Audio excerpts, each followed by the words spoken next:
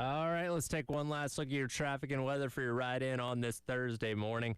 Heavy delays on I-20 eastbound at exit number 58 due to an accident in the area, so be sure to avoid that area at all possible. I got caught in that traffic a little bit earlier on this morning.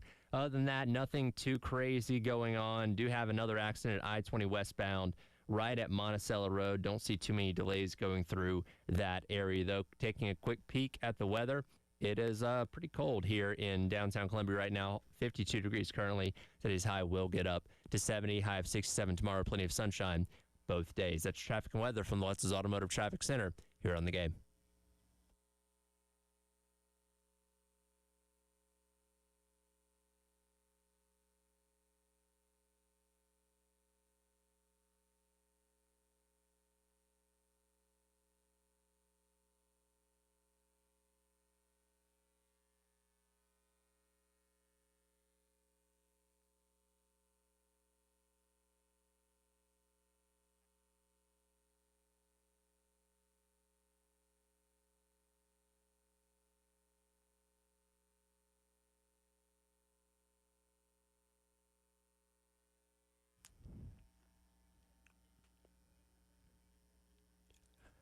Oh, 9 o'clock on your Thursday morning. Welcome in. It is the Extra Point. Tyler Head and Jack Belcher along with you here. Jack, I did the thing this morning when I woke up where for like a whole minute I thought it was Friday and I was really excited. And then it dawned on me like, oh, it's actually Thursday. I still have 2 more days before the weekend gets here. I feel like everyone's been getting the days mixed up this week. It kind of does feel like Friday in a lot of ways. I don't know why. I feel like ever since the daylight savings happened about 2 weeks ago now, it's just thrown everything off. It's one of those things where you look outside now at like 5:30 and it's almost already dark, and I'm like, well, that's depressing. Yeah. No, it definitely is. And it's like it gets so early, so quickly. Like it's just so strange, especially at night where it's like it feels like 10 o'clock at night and it's like, oh wait, it's only 5:30. Well, and I would say we have the benefit of doing the jobs that we do where we have the opportunity to get out in the afternoon and see some sunshine and stuff like that. But I've worked at jobs before where I went in at like 6 a.m. and didn't leave until 6 p.m. And there were several days, sometimes an entire week, I'd go without seeing the sun, and that was depressing. Gosh. I mean, why? Like, just, was there just no sunlight coming in through the... Not really. Were you working in like a cave or something there? Honestly, it kind of felt that way. And I mean, yeah, I guess well, that's the thing, it was cold outside, so you didn't really like want to go hang out outside during a break or something like that. So sure. Yeah, I'd go a couple days honestly without seeing the sunlight, and that was kind of depressing. So I'm glad I'm in a place now and we have our windows here in studio and they're kind of halfway down right now, but I can at least see the sunshine poking through on Gervais Street. And again, I bounce out of here at 3 o'clock every day, so I can enjoy what little bit of sunlight there is left in the afternoon. There's still a little bit. I mean, the sun's typically out till what, like 5:30 now? Well, and that, I guess it also depends on where you live, because like my apartment complex, there's trees on the other side of it, so the sun will start to set a little bit sooner for me because it goes behind the trees in the other building, where like if you're in another place and you're not blocked by trees and stuff, you might get, I don't know, maybe an extra 10 to 15 minutes of sunlight. But still, around that general time frame, between 5:30 and 6. Yeah. But yeah, look, I love the fact that we got the hour back in terms of sleeping, but agreed. Getting dark at 5:30 is not fun. No, So, it's not. So at least the temperature is not. It was freezing earlier this week, but it's kind of evening back out to where it's going to be like 70s, high 60s the rest of the next few weeks here. So we're in that weird time frame where it's like you got to have a thick jacket in the morning, but you can be in a t-shirt by the afternoon. That is right. Yeah. So I prefer to kind of keep whatever I have on the entire day. So I'm wearing something moderately thin where when it's 70 degrees this afternoon, it won't be that bad. But yeah, that's that time of year. It is. So plenty of things to get into. We'll take a look at Texas A&M today, really dive into Marcel Reed, what they have on defense and all that kind of stuff. But we got to talk about men's basketball and what they did last night right after our Sandstorm Pick Me Up.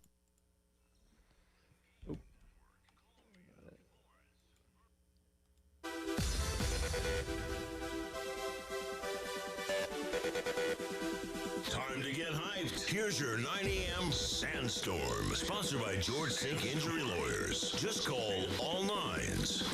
It is time for your 9 a.m. Sandstorm Pick Me Up, brought to you by South Carolina's largest injury law firm, George Sink Injury Lawyers. If you've been hurt in the car or at work, call George Sink now at 803 all nines. You know, as long as we've been doing the Sandstorm Pick Me Up, I'm very surprised it's the first time that I've actually accidentally hit the button to go to break instead of the Pick Me Up.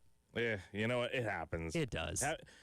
You're working back there producing, so I think you get cut a little bit of slack, and people are probably like, "What the heck is going on here?" But you know, Tyler's doing his job, so it's all good. I got my mulligan out of the way for the day.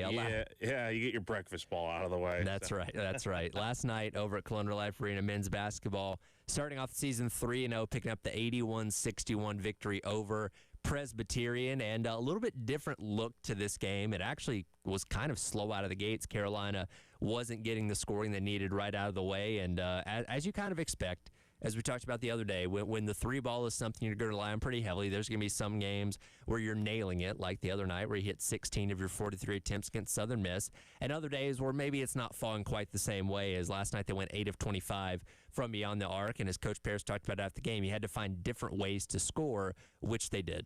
Yeah, I mean, that's kind of what you want if you're South Carolina, because here's the thing, Tyler. If you are a team like South Carolina that could solely rely on its three-point shooting to win games, and there's nights where those shots are not going to fall. Last night, very early on, was one of those nights when you're 0 of 6 from three-point range to start the night. You're kind of SOL, because if that's your only true way of scoring consistently on offense, teams are going to beat you. And that's just the fact of the matter. Once you get to SEC play, is that, yeah, you could probably beat some teams with how many threes you can make in a game. If you're making 15, 16 threes, that's tough to stop. But if you're missing all those shots, it becomes a lot easier to win. But the good thing that South Carolina did last night, and this is going to have to be how it is throughout the rest of the season, on nights where those shots aren't falling, Lamont Paris made an adjustment where he basically said, I think it was like after the 4th or 5th three-pointer that they missed, according to Jordan Butler, who brought it up. He had said to the media that Paris explained to them, like, hey, let's start attacking the rim, drive to the basket, and see what happens. And that worked out pretty well for them last night, I think. And one of the highlights last night was a lot of the young guys getting involved and doing a number of things. And Coach Paris on the radio after the game talked about those young guys and their performance. Really good. I mean, as you're painting this big picture of what will be the season, then, you know, this game is a brush stroke or two that will help get to that thing. And what you're looking for is for a little bit of growth. And so I thought Grant Polk's minutes were great, and the confidence that he gets from going there and making some shots. I thought Eli was a tremendous generator of offense at one point in particular in the game. Jordan Butler, who's not as young as those guys, but still, these are his first significant minutes, and thought he did some really good things. So, again, while maybe in this particular game you could have won the game without those things, you're going to need them later on in the season, and so it's a good growth for those guys. And again, it was a variety of those young guys getting involved last night. While the team itself didn't have a great day for me on the arc, Grant Polk was a perfect 4 for 4 hitting those corner threes last night. And again, that's something that it's going to be interesting to see how much that factors into the offense going forward. Now, teams are going to start accounting for that if that is kind of the only place they can hit those threes from. But good to see him have the performance that he did last night. Yeah, he was kind of South Carolina's best shooter overall in the first half. I mean, with 9 points, 3 of 3 from deep. I mean, he was very effective from three-point range. And this is a guy, Tyler, that, you know, his senior year in high school, he shot 45% from three-point range. So we know this is what he can do. It's just, how is he going to get the opportunity to go out there and do it? Because you know Eli Ellis is going to play a lot for this team as a freshman, but you know, you got two guys right now that are a part of that freshman class that are redshirting this year, with E.J. Walker and Abu Yarma, with Hayden Assimian, who got the start last night, plays a good bit, gets a few rebounds early on in this game, and that's exactly what Lamont Paris expected. But getting Polk in there, I believe he played 19 minutes last night. Yes. Really got a chance to go in there, make an impact, and hit some three-point shots for this team. And Hayden Simeon especially. You go back to him the other day, and while he's not going to go out there and score a ton of points, he's somebody that affects the game in a really positive way when it comes to grabbing the rebounds, protecting the rim, those kind of things. Like he's somebody that I don't think is going to jump off the page at you necessarily, but there's no doubt he can play an important role in this team this year. He could. I mean, I was kind of surprised to see him starting last night. I really didn't know what type of role he would have this season, aside from being somebody that could potentially come off the bench. And that's what we saw through the first two games. But, Norton Capich is dealing with a little bit of a thigh bruise injury right now. So, and LP expects him to be back ready to go for next week. And same thing with Christ Isendoko, who's dealing with a bit of an injury that he should not be long-term. He was out last night. So we'll see what happens with those two guys heading into Radford next Tuesday. But definitely good to see these freshmen taking advantage of these opportunities. And it's also good to see that it's not just Eli Ellis. Like Simeon, Polk definitely making a big impact as well. Do we know anything after 3 games about this team? Can we say anything definitive about what this team is yet? They're fun to watch. I will say that. We know they are going to rely a lot on their three-point shooting. But it's not going to – I don't think it just has to be their only form of scoring. We saw that last night. Like, they can do other things. Now, they don't have a massive paint presence, not yet at least. Maybe Isendoko can kind of come back and be that guy. I don't know. Jordan Butler hopefully will get things going. He had a career high in points last night, so that was good to see. You don't have Colin Murray Boyles, which I think is the biggest deficiency here, is that if you had CMB, God, can you imagine how insane this team would be to watch with the three-point shooting they have? Sure. And that guy down low that you can bank on to do some really good things. You just don't have that. So figuring out how you're going to kind of work around that is something that will be an ongoing thing to figure out throughout the season. I don't think it'll be figured out immediately, but at the very least, I think this team has potential to be very fun throughout the year. They're going to give you a reason to tune in every single week. And I think, go back to Sunday, in that overtime win against Southern Miss, that's a team that on paper they had no business playing that tight of a game with. But, hey, that's how that happens sometimes. And certainly, you want to see the defense come along to prevent those kind of things from happening. But I'm just looking at KenPom right now, and they do not have South Carolina favored in any of the conference games this year, which that's not going to happen. They're going to find a way to beat some teams. And in fact, they probably got a good opportunity to knock off some pretty good teams, especially here at home. They played a lot of tight games here last year, so they'll probably beat some teams they have no business beating. Now, they may lose some teams they have no business losing to, but again, it's going to give you an opportunity and a reason to tune in every single week. Yeah, no, I mean, they're going to be able to beat some teams simply on the fact alone that when that three-point shot is going in consistently, which it very well could in many points throughout the year, South Carolina is going to win a lot of basketball games. The thing is, though, when it's not going in, you need to have alternatives to score, because if not, you're going to get run out of the gym. And fortunately, I know it's Presbyterian, but still, you were able to get a lot of free throws last night. Went 25 of 32 at the line, Tyler. So took a lot of drives to the rim, got fouled, got into the bonus very early in that first half, I think. And it just led to a lot of chances to go to the free throw line. So I like the adjustment by South Carolina to kind of realize, like, hey, very early on when they're 0 of 6 from three-point range, let's make an adjustment.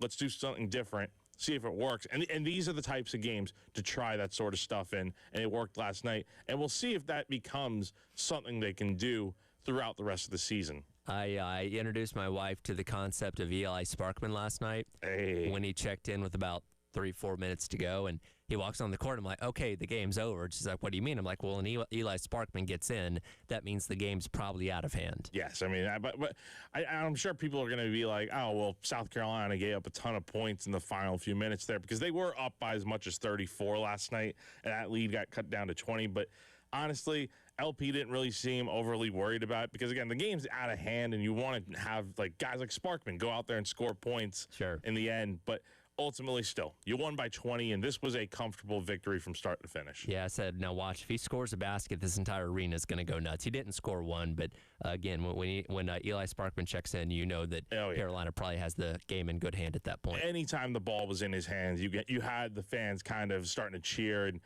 ready for him to shoot, but he'll get his points eventually. Don't worry here. He will, and then a Colonial Life Arena is going to come unglued when it happens, as it always does. Carolina football taking on A&M this upcoming weekend. We'll dive into the quarterback, Marcel Reed, what Clayton White had to say about him, as well as his own coach, Mike Elko, the other day, as we continue on with the Extra Point. Tyler Head and Jack Feltry on your Thursday here on The Game.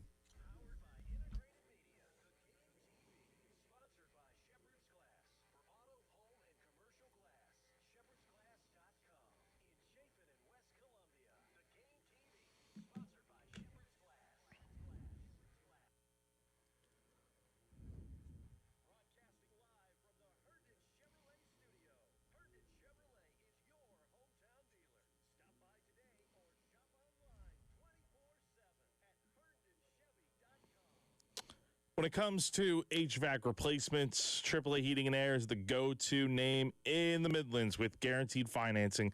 No payments or interest for 12 months and a 15-year parts and labor warranty. It's no wonder they're the best in the business. But wait, there's more. Did you know AAA Heating and Air also offers incredible deals for repairs? That's right. If your system is broken and you're worried about the cost of it, they've got you covered. AAA offers up to 12-month payment plans with no credit check for all repairs. Yep, that's right. Homeowners just need a valid bank account, and you're all set. Don't sweat it. Give AAA Heating and Air a call today at 803-677-1500. Again, the number to call AAA is 803-677-1500. Tell them that you heard about them on 107.5 The Game. To take advantage of these amazing deals, your comfort is only a call away.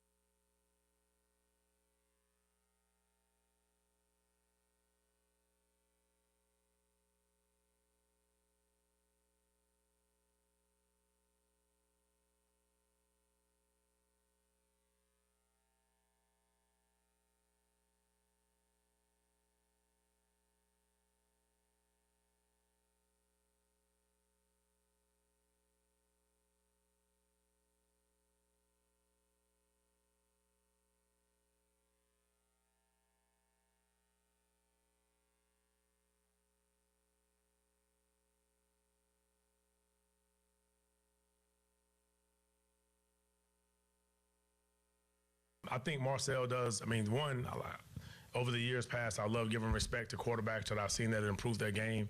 I feel like Marcel has definitely done a great job of just trying to be more complete. And obviously when he takes off, he's definitely a threat that can take it all the way. He took one against, I think that was LSU for 50 plus.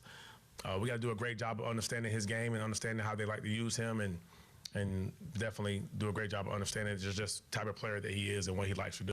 Welcome back in. It is the Extra Points Hour. Ed and Jack Belcher with you on your Thursday on the game. That was the voice of South Carolina defensive coordinator Clayton White talking yesterday about Marcel Reed, the quarterback they're going to be taking on this Saturday against Texas A&M. And Jack, stop me if you've heard this one before. Marcel Reed is a Heisman favorite at quarterback. Yet another one that South Carolina is going to have to play. Add him to the list with Ty Simpson, with Trinidad Chambliss. This is like the third one in a row, essentially, they've played that has a really good shot at winning the Heisman Trophy. That's kind of been the story of what the schedule's been this season for South Carolina, unfortunately. Definitely. I mean, this A&M team is probably the best South Carolina is going to face all season. But in terms of quarterback play, yeah, he's right up there with those guys that you just mentioned on the schedule. He, in my opinion, he is what I think we all thought Lenore Sellers was going to be this season. You look at his numbers and just the way he plays as a dual-threat quarterback. I mean, that's exactly what you would have expected out of Sellers this season, but we just have not seen that here at South Carolina. On the other hand, Marcel Reed has taken big steps forward in his sophomore season. Because keep in mind, he was starting as a freshman last year with all the quarterback situation they had there in College Station. He played a lot, and now he's really taking it in stride and doing really well this season to a point where, yeah, I think he should be considered in the Heisman race. Yeah, his problem last year, and he wasn't the starter to begin the season a year ago. That was Connor Wakeman. Wakeman got hurt a little bit later on in the year, and then Marcel Reed took over as the full-time starter after that. And his problem was consistency. Now he was doing better towards the end of last year, but in the times when he did come in, he was, maybe only completed about 50% of his passes and stuff like that. And he's gotten way more consistent this season. In fact, pretty much all of his numbers have already eclipsed what he did a season ago. He's consistently throwing for 200, close to 300 yards a game. Sometimes and I know we kind of look at him as like a dual threat quarterback, but he's a pass first type of guy. He's not trying to take off and run at the drop of a hat every single time. He's somebody that will sit back there and pick you apart in the pocket, but does have those legs as an option too, which he can use very effectively, much like he did a couple weeks ago where he ran for 108 yards and 2 touchdowns against LSU. Which I think makes him more dangerous than your average dual threat guy. Here's the thing. The thing with Sellers is we know he has a good arm, but he's been so inaccurate this year to where it's like teams are ready for him to run at any certain time.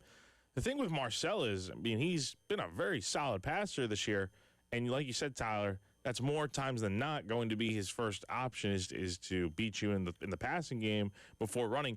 That makes him much more of a threat, in my opinion, because you don't always anticipate him running. You have to defend the pass, because otherwise, if not, I mean, he's going to beat you. And even when you are defending the pass, he could still take off at any given time. And he's been very effective so far on the year with nearly 400 yards on the ground and 6 touchdowns. So it's not just his arm he's going to be able to try and beat you with, but it is those legs. And I think for South Carolina, that makes it a little bit more challenging because you're always trying to stop the run right out of the gate. But in this case, this is a guy that could also really beat you with his arm. Here, what did Mike Elko have to say about his quarterback and the progress he's made so far this season? Here's Mike Elko the other day.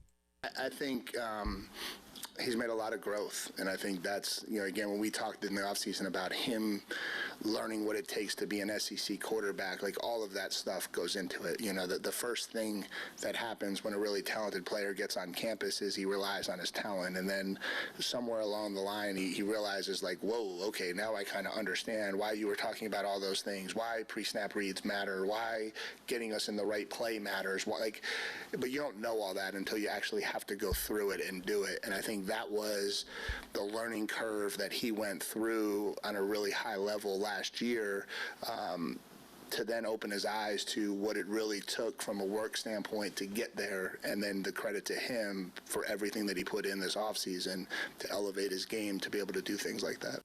And I know Elijah's talked about this a lot this week on his show that, he was familiar with Marcel Reed from his time in high school back in the Nashville area, and this dude was a freaking monster and seemed to be levels above everybody else. And a lot of those guys that are superstars at the high school level sometimes will go up to the college level and not take those extra steps of development and turn into better versions of themselves. But that does seem to be what Marcel Reed is. Again, I think he learned last year, like, hey, I'm good, but I can be even better in this offseason development. Give credit to the coaching staff for helping him along there. He does seem to have taken several steps forward, a lot better of a downfield thrower. Again, can sit back there and assess a defense, read things really well. Always going to be a threat with his feet, really good at those RPO type of looks where he has the option to keep it handed off or whatever.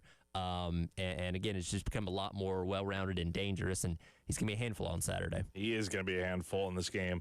For sure, and made massive strides. I mean, it's a night and day difference, I think. And I think his protection's also been pretty good. He's got a phenomenal offensive line. Yeah, 7 sacks. I mean, dude, this offense in general it's not just him. This offense in general is just so good. You have Mario Craver on the outside, who is listed as questionable. He's on the availability report. So let's keep that in mind. But Casey Concepcion is right behind him. I mean, that's a dynamic receiver duo that you want to have. And Le'Veon Moss will be out for Saturday, and he got hurt in the Missouri game.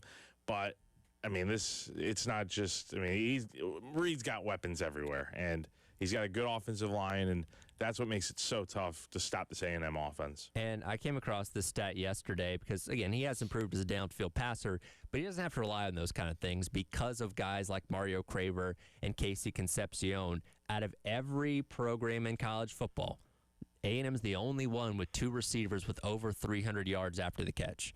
So these guys get the ball in their hands, can be on the short field, can be on screens, those kind of things, and they make the most out of it. So, yeah, he doesn't have to continue to kill you with deep balls. He can get Concepcion or Craver over the middle or dump off a pass to them, and they do the rest, and that certainly helps out his numbers too. But this is an extremely dangerous offense, and we've given credit to South Carolina's defense for keeping them in a lot of games. They're going to have their toughest challenge this weekend, I feel like, that they've had the entire year of dealing with all these weapons on offense. Yeah, you just got to cover up so many different things. I mean, it's not just like, oh, well, A&M has this weakness, so you can go ahead and try and split it.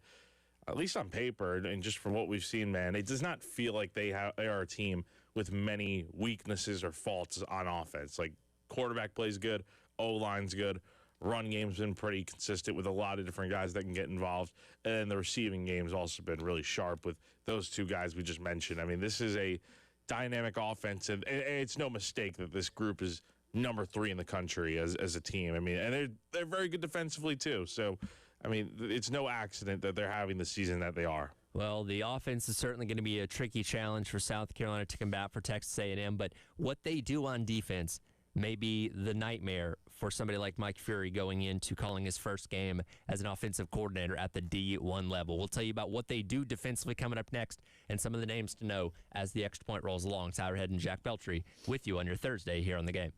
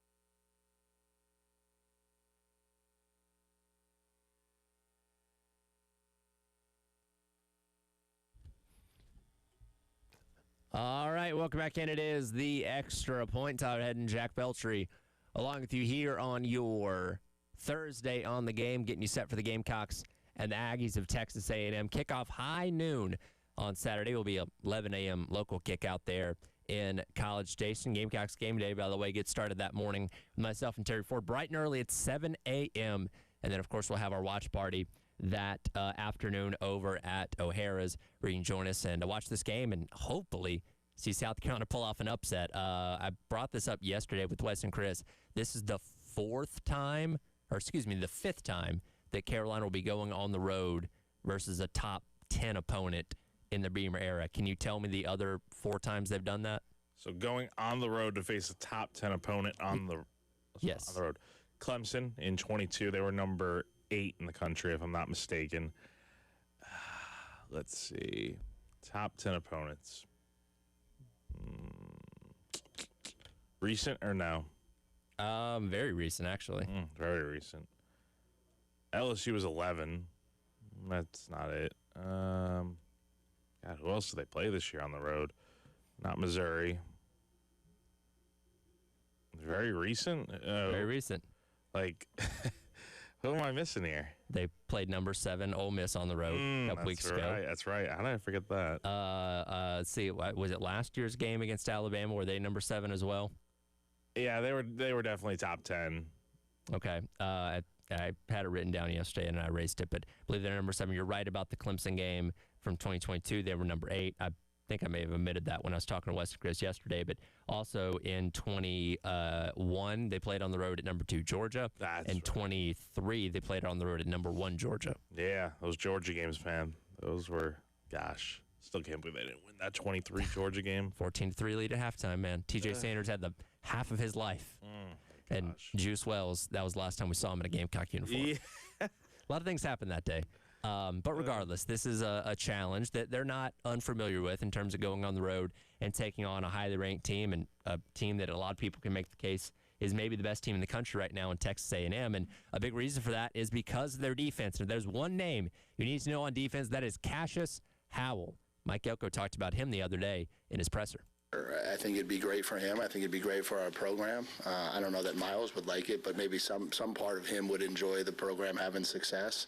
No, I think he has really, helped himself a lot coming back this year. We talked about how important it was to flip the narrative in this program with those guys that were fringe guys making a decision to come back, actually seeing them develop their bodies, go out and have a significantly better season.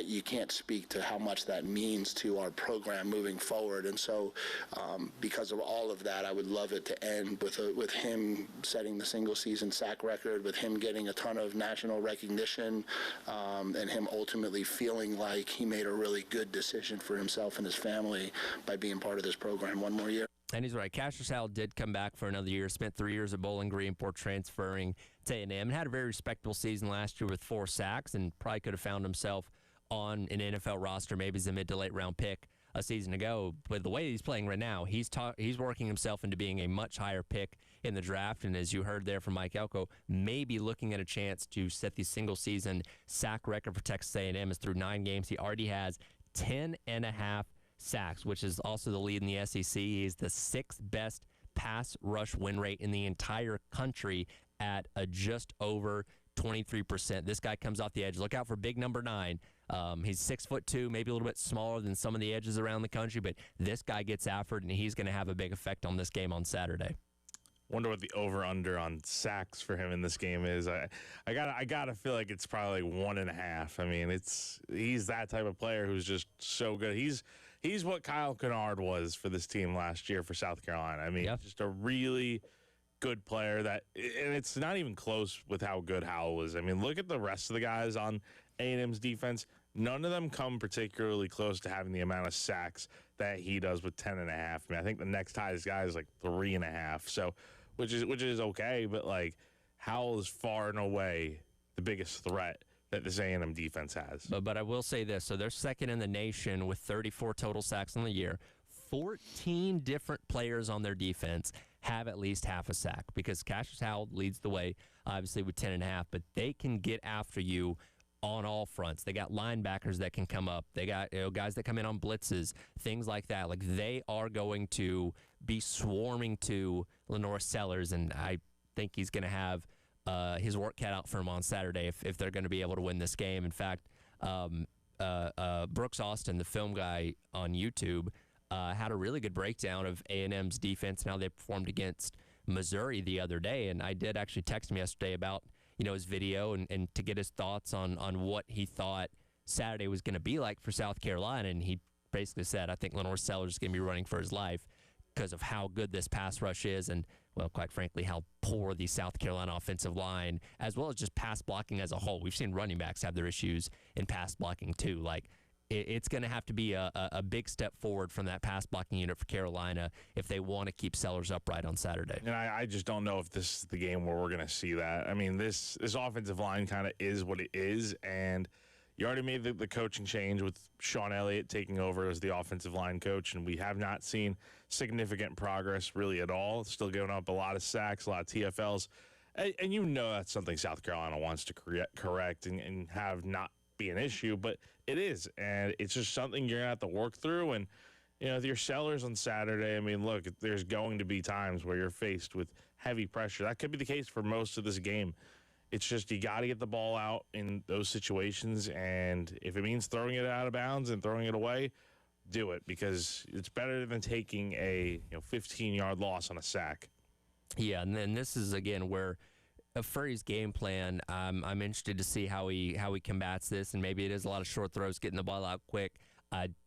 Here's the thing, like A&M, you can run on them. I don't know if Carolina is capable of doing that. Like last week, Missouri ran for about 200 yards. Jamal Roberts and Ahmad Hardy had about 100 yards each in that game, but that's also two really good running backs. That's also a much better offensive line that Missouri has that had their own problems in terms of, keeping Matt Zollers protected last week. I just don't know if Carolina has the horses to be able to get any kind of run game going. So as we talk about a lot, you might have to operate that quick pass game as your de facto run game on Saturday to have any kind of success. Yeah, I mean, you're going to need to do something completely different, I think, to win this game. Like, the runs up the middle are not going to work on this defense. So I do think you're right, Tyler. I think you do go with this short, intermediate passing game to kind of, at least right out of the gate, just to see what you can get, and then kind of evaluate and make adjustments from there. But you definitely want to make sure the ball's getting out of Lenore's hands quickly and those receivers are getting open, and definitely try to establish some sort of run game, but that's easier said than done against this type of defense. And it's not just the edge guys that get after you and have the effect. When it comes to havoc rate, when it comes to, which is overall negative plays forced on the offense, A&M is fourth nationally in overall havoc, and they're third nationally in front seven havoc. So it's not just the edge guys and the D-line. It's these linebackers coming up. You're going to have to watch out for Damian Sanford. You're going to have to watch out for Torian York. Scooby Williams is injured right now. But those two guys in the middle, 27 and 21, very, very good football players. And going back to what I watched Brooks Austin yesterday, he kept singing the praises, particularly of Torian York, and how smart of a football player he is. Keeps his eyes where they need to be. Good discipline. Plays the gaps really well. Really good run stopper. This guy's going to be a problem on Saturday too. Yeah, just add another piece to that puzzle for that A&M defense that makes it so tough for South Carolina to stop. I mean, this team, they're really, really good. I mean, nothing more you could say. I think this is pretty much easily the best team that South Carolina is going to face all year. And don't forget, I think there's a lot of guys on that team from last year that have not forgotten what happened with Carolina just pounding them at Willie B. Completely different team for South Carolina than the one that's going into Kyle Field. This weekend. But you hear Mike Elko talk about it, that they don't forget what happened last year, and that they're not overlooking South Carolina by any means. And then you hear Marcel Reed talking about how this is kind of like a revenge game for him. So A&M's definitely going to be fired up for it, not just because they're undefeated still on the year, looking to go to the SEC championship for the first time since joining the SEC back in 2012, getting close to doing that with a few more wins here. But they're also looking to avenge what did happen in Columbia last year, where the Gamecocks stormed the field and had a really magical night. And quite frankly for A&M, because I'm assuming they're not going to lose to Samford next weekend, if they beat Carolina, they beat Samford, they would be 11-0 on the season. Now, yeah, they still got to play the rivalry game against Texas, and if Texas beats Georgia this weekend, that game could still be first spot in the SEC championship. But beating Carolina, I think, pretty much locks them into the college football playoff this weekend. Yeah, it should. I mean, I can't imagine a way in which they would get left out if they. I mean, they got to win this weekend to just pretty much solidify that. And a loss at Texas, I mean, that would make them, 11-1? Yeah, but that wouldn't keep them out. No, and by that point, I mean, they could still hypothetically go to the SEC championship because we'll see what happens. I mean, Alabama plays Oklahoma this weekend. They still got to go to Auburn to close out the year. I mean, right now we're looking at probably an A&M Alabama SEC championship game as the two unbeatens in this conference. But A&M, even with one loss, I still feel like has a decent enough chance. We'll see what happens with tiebreakers and all that. But it seems like A&M would still have a very, very good chance of making it to Atlanta. Real quick, do you know the last time A&M played in a championship game? Just we're going back to their time in the Big 12. Yeah, I was about to say, you got to go back to the Big 12. Shoot. Man, probably what, mid-2010, mid-2000s maybe? 1998. Ooh, wow. Okay. They played in the third ever Big 12 championship game. They actually played in two of the first three, lost to Nebraska because everybody did back in 1997, and then they beat Kansas State in 1998. That was the last time they played in a conference championship game. Okay. Wow. So definitely trying to change history there at Texas A&M, and again, if they beat Carolina this weekend, that should be enough to at least clinch them a spot in the college football playoff. Jameis Winston starting for the Giants this upcoming weekend, which means he talked to the media yesterday, and oh boy, do we have a good nugget for you. What that coming up next, it is The Extra Point. It's our Ed and Jack Beltry on your Thursday on the Game.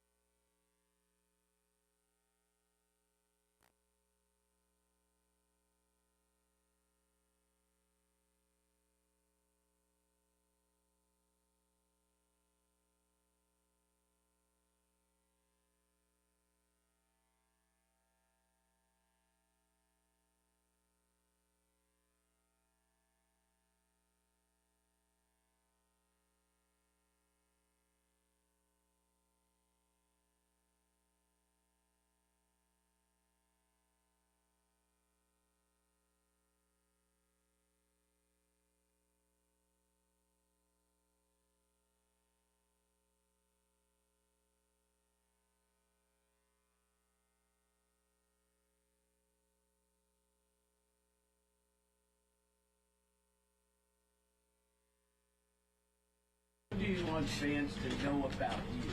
I want fans to know that I'm going to do my best. You know, obviously I'm going to have fun, but I'm going to execute, have a surgical execution, and just play ball, man. Like, this is something I've been doing since I've been 4 years old, and I just get to do it in the greatest city in the world. I'm going to be saying it with my son. It's the greatest city in the world. Yeah, that's a Hamilton reference if y'all don't know. Yeah, 10-year reunion. Welcome back into the Extra Points. Howard Ed and Jack Belcher with you on your Thursday here on the game. That, the voice of the one and only Jameis Winston. Things not great for the Giants right now as they just fired their head coach, Brian Dable, and going to be looking for their fifth different head coach in the past decade coming up here in the offseason. Jackson Dart, their promising young quarterback, is out with concussion, but Jameis Winston will be taking the field for them starting on Sunday. And you know, it may not be the best football you've ever seen, but my God, he's going to entertain you. This is going to be the type of game where he's either throwing for 400 yards and 4 touchdowns, or he's going to throw for, well, there's a few options. It'll be that. He'll either throw for a ton of yards and 4 interceptions, or maybe he'll have the type of game where he goes for 4 touchdowns and 4 interceptions.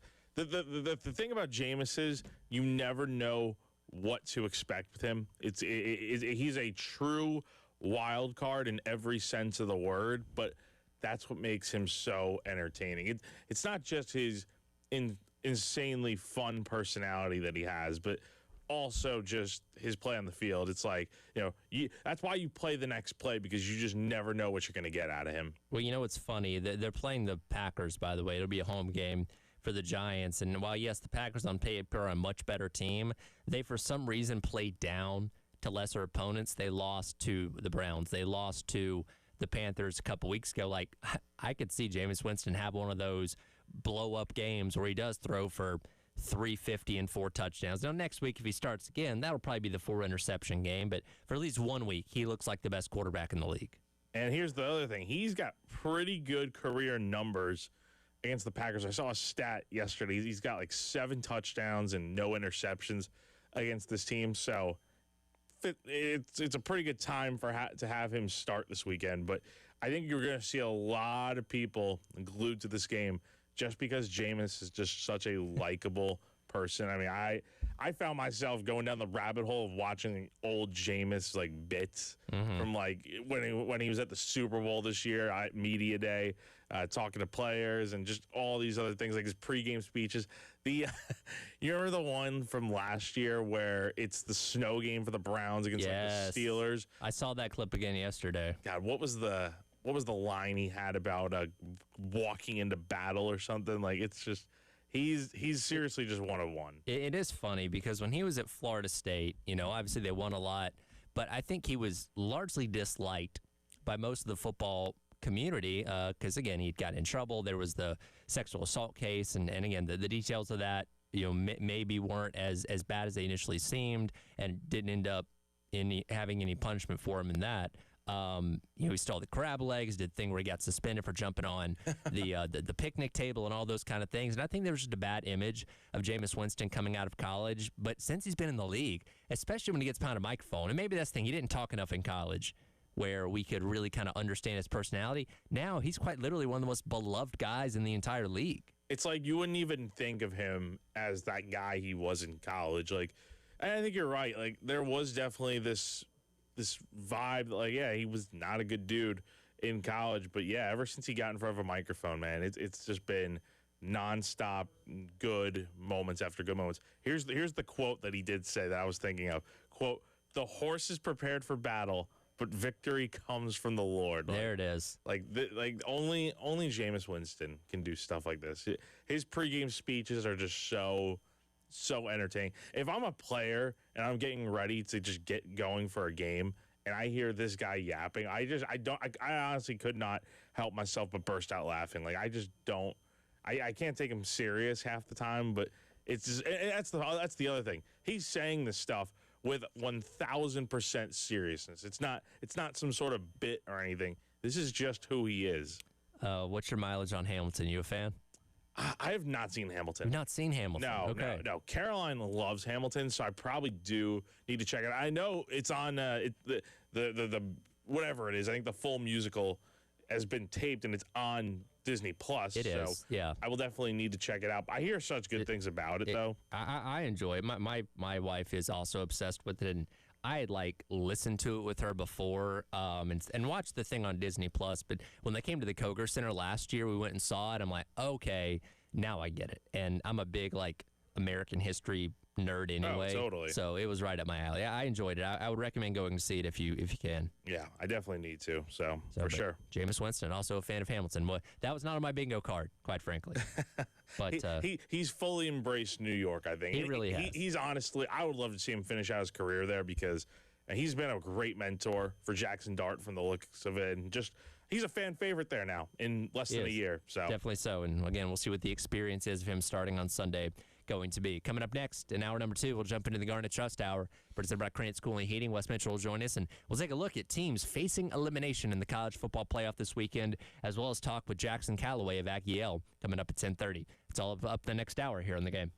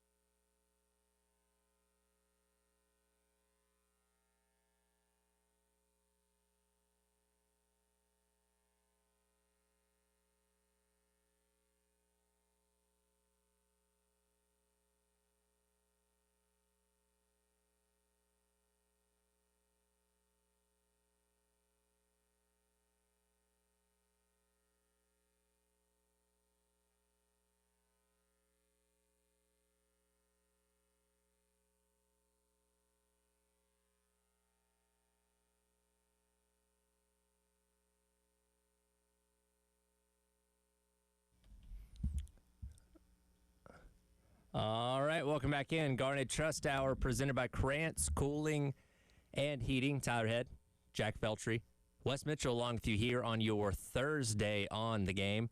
Again, coming up at the bottom of the hour, we'll be talking with Jackson Calloway of Aggie Yell and getting some insight behind the scenes of the number 3 team in the country as South Carolina gets set to go on the road this upcoming weekend. Going to be a very interesting weekend. Really, all these final couple weeks of the regular season are going to be interesting. And you know, I was never necessarily in favor of expansion a couple years ago. I thought the 14 playoff was fine. I thought the BCS was fine.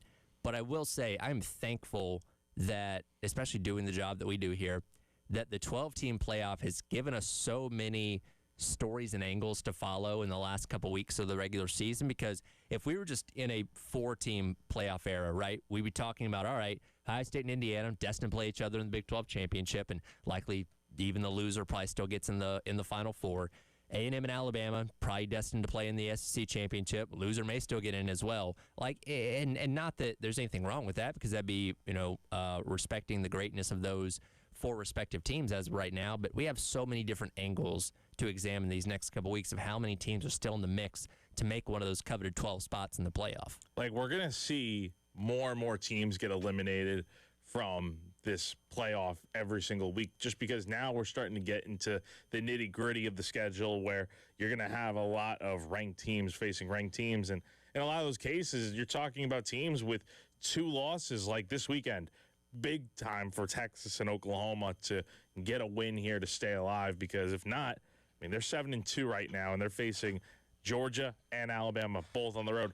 Both, if those teams lose those games, they're pretty much done in this whole college football playoff race. Yeah, wouldn't even say pretty much. I think they would definitely be done. I think you could maybe make the argument, okay, if Texas were to lose to Georgia and significantly beat A&M in the last week of the regular season, assuming A&M's 11-1, maybe, just maybe, they could make a case that they could climb back in, but I wouldn't bank on that, because we saw last year the line for the SEC getting into the playoff was 10-2, and the 3 9-3 teams, including South Carolina, all get left on the outside looking in. So I feel comfortable saying if you're 10-2 in the SEC, you're definitely getting in. Anything past that, that's questionable.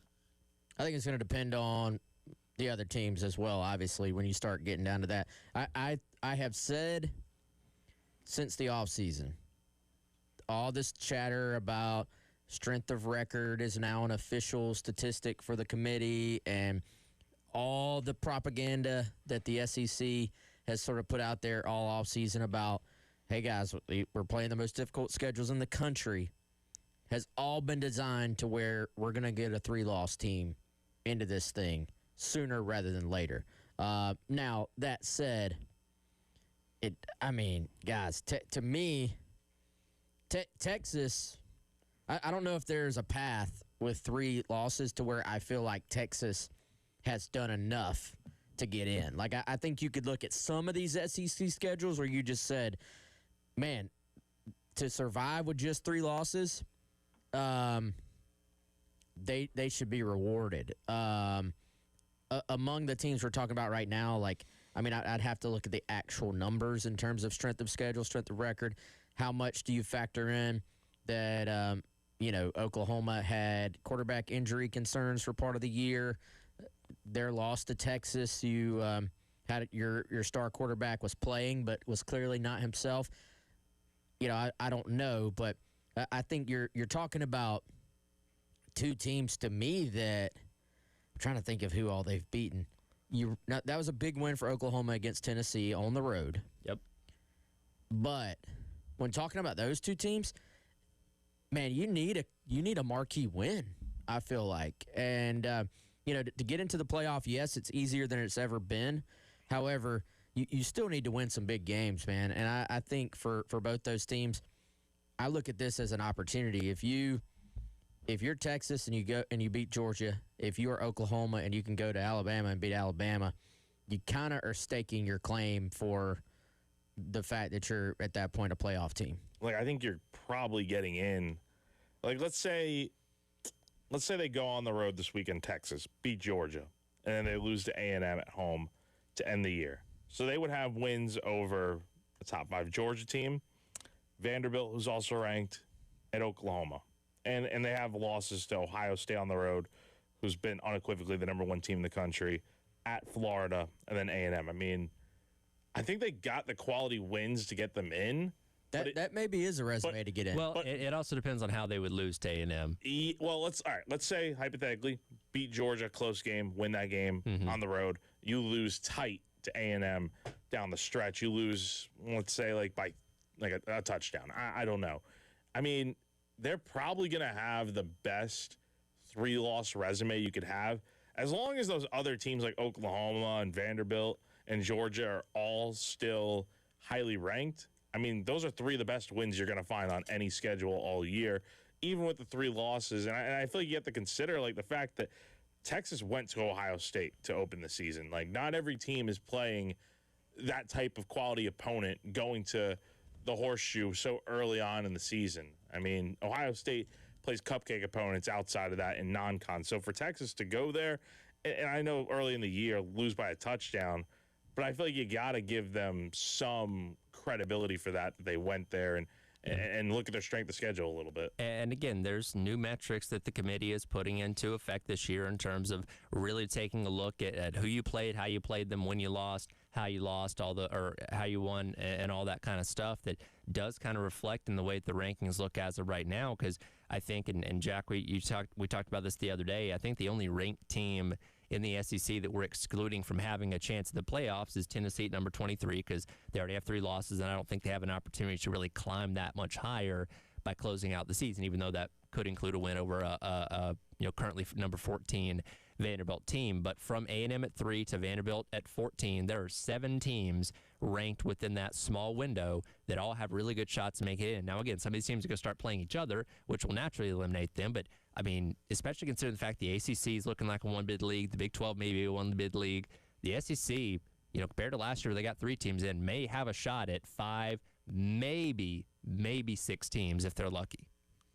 Yeah, I think it's still very hard to say about how a 3-loss SEC will stack up, just because, I'm what other teams are going to be in those conversations. You know what I'm saying? And this feels like a year where so far, other than Ohio State, Indiana, Texas A&M, obviously your undefeateds, nobody looks like, not that those teams look unbeatable either, but nobody has just taken those other spots. You know what I'm saying?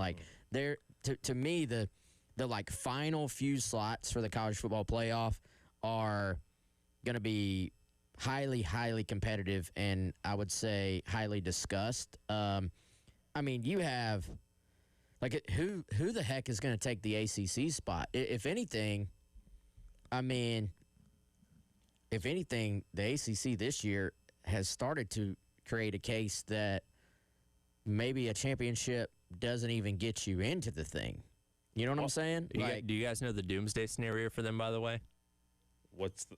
I don't, but I would love to hear it. That Duke could win the conference at 8-4. Yeah. But they only have one conference loss right now. They could win out, make the conference championship. Let's say they play Georgia Tech, who right now is on the outside looking in. Duke could win the conference championship, but if South Florida and let's say James Madison are ranked and Duke isn't, the ACC can miss the playoff because you have to take the 5 highest-ranked conference champions. Not guaranteed all Power 4. I think we assumed when this was created, there's always going to be the 4 Power 4 teams in. There may be a 0-bid league. There may be a 0-bid league because James Madison's not ranked, but the thought is they're on the verge of getting ranked. South Florida jumped in the rankings this past weekend. So if they win the American, James Madison wins out and wins the Sun Belt, and Duke wins the ACC, I don't know. It's a lot of things that have to happen, but it's not impossible. It's not that crazy because Duke only has 1 loss in conference play. So as long as because they get Virginia this weekend at home, they got to go to UNC. Duke favored, by the way. I mean, at home, yeah, it's not that surprising, especially considering Virginia just lost to Wake Forest over the weekend. They go to UNC, and then they play Wake Forest at home to close out the year. So, I mean, guys, I don't think it's that crazy to think that Duke finishes the year 8-4 and only one loss in conference play. Now, here's the thing. They don't have the head-to-head over Georgia Tech. I mean, what would be the scenario for them to get in with just one loss? I mean, I feel like they got to have some tiebreakers. Well, that's the important thing about this weekend, because Virginia is also only a one-loss team. So if Duke were able to beat them, that would vault them ahead of Virginia, because they would have the tiebreaker here. Now, they don't play Pittsburgh and they don't play SMU, and this is where things do get a little bit tricky. And I'm not going to pretend to understand all the tiebreakers in the ACC, because there's a lot of them. Does it involve a coin flip at any point? Are we going to go to the gas station like those high school coaches in Texas? Friday Night Lights wasn't lying. That's a real thing. Well, I mean, we saw it with women's basketball in the SEC last year. So, do you think that was the most embarrassing moment of Sankey's career, having to do that on TV? That was utterly ridiculous. I just know he is like saying his prayers that he did not drop the coin. Well, he said he practiced for like an hour beforehand. But hey, when you got the cameras on you, that's true. way different than practicing in the mirror. And I think they added additional criteria this year to make sure that didn't happen. Because football's got like 7 layers. Like women's basketball, for some reason, only had like 2. So I don't think we're going to get that next year. But yeah, maybe we need a. What's a good, considering the fact that it's a coast-to-coast conference, what's a good mutual in-between area where we could have all these schools meet at a truck stop and flip a coin to determine who goes to the championship game? Where are the ACC headquarters at? Charlotte. Charlotte? Okay, it's not even close to a midway point. Because right now we're factoring in SMU too out in Texas. Shoot, go to Texas. That's got to be a midway point. Maybe maybe meet at a Buc-ee's somewhere, flip a coin, see who gets in. Go to Columbia, Missouri or something. That sounds like a good midway point to go to. This might be a great year to break in the play-in games, to be honest with you, because if you got so many teams all tied at the very end and have to go through tiebreakers, why not let them play? Now, we don't have time for that, obviously, but this would be a great year for something like that. Let them play a game of college football 26 and yes. Okay, yeah, each team finds their best college football 26 player, best gamer, and they like go head-to-head, 5-minute quarters, winner take all type thing. Gosh. All I'm hearing is that the ACC is kind of maybe doesn't have anybody deserving to be in. I mean, who do we think is going to win the ACC? Well, here's the funny thing. Who's the best team in the ACC? Well, according to the College Football Playoff Committee, it's Miami, but they don't have a pathway to make the conference championship game. It's Georgia Tech. They're going to have to rely on chaos to get them in. And now a lot of what's holding their weight is their win against Notre Dame, which I think they don't have a path at all. They don't really have a path at all. So I think it's funny because I think the committee course corrected by having them 18 last week, by moving them up this week, even though they beat Syracuse, which doesn't really do much for anybody. But yeah, their pathway to make the conference championship game is pretty slim at this point in time because they have 2 losses in conference. And they don't have a tie. They lose the tiebreaker against Louisville because they lost to them, and then they lose the tiebreaker against SMU. So they're already behind 2 teams that only have 1 loss. Or excuse me, Louisville has 2 losses, but they're still behind them. I don't know. I tend to think Georgia Tech, just in my eyes, is probably the best team. Who else do they have left besides Georgia? They still got to play Boston College and Pitt. Now, Pitt is ranked. That's tricky. Pitt's pretty good. Yeah. And, hey, don't sleep on Bob up there at Boston College. Oh, yeah. Road game up at Chestnut Hill. But, and the Georgia game, that's notwithstanding in terms of the ACC. No, so they could be fine with 2 losses and still win 2 overall losses. Still need to probably have only 1 ACC loss. Well, again, all this conversation stems from the college football playoff and how we mark success in a season. Eli Drinkwitz, though, had some thoughts on this playoff or bust mentality and how it's affecting college football. We'll get into that coming up next. It is the Garnet Trust Hour presented by Krantz Schooling and Heating here on The Game.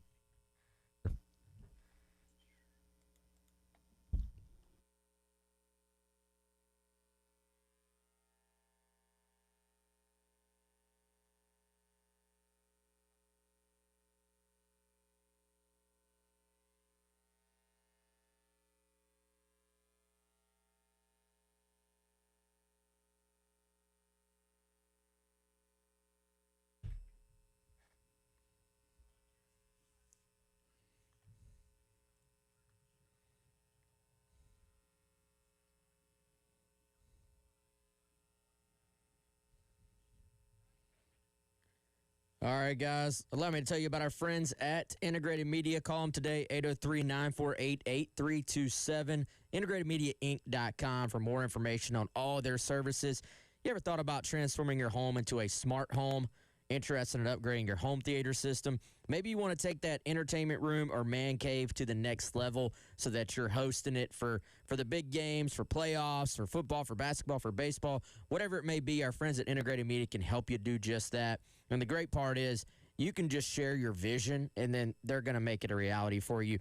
For me, it was just upgrading some things more on the business side, making sure that my home office was in great situation in terms of the internet, running some hardwire, whole home Wi-Fi. For you, it may be more hosting, watching the big game, hanging a TV, surround sound. If any of those things sound like something you'd like to add to your home, hit up our friends today at Integrated Media. Again, that website, integratedmediainc.com.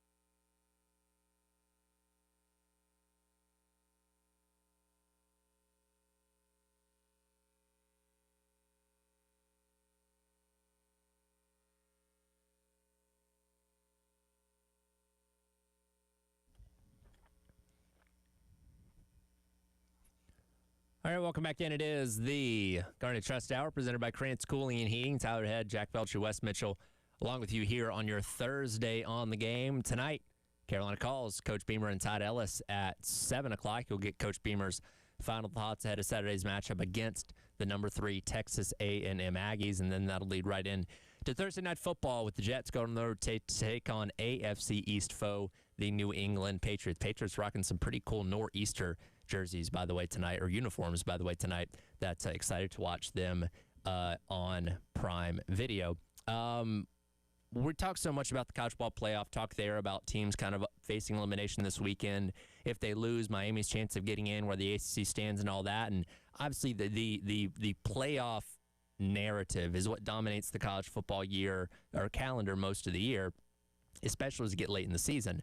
I thought Eli Drinkwitz had some pretty interesting comments on his radio show the other day about this playoff or bust mentality that is so prevalent in college football right now. Yeah, I don't know about all. I know we got a chance this week to play for a rock and play for the seniors. And there's always something to play for. I talked about this in the SEC Media Days, okay? We got to get out of this, oh, man, it's playoffs or bust. Yes, again, we're shooting for the moon. We're going to put our whole self into that. But only 12 teams make the playoffs, and we put ourselves in position in November to be there, okay? Didn't get it done. I got that. But if the season only counts for 12 football teams, and we got 127 Division I playing football teams, that math's not going to math very well. That math's not going to math very well, okay?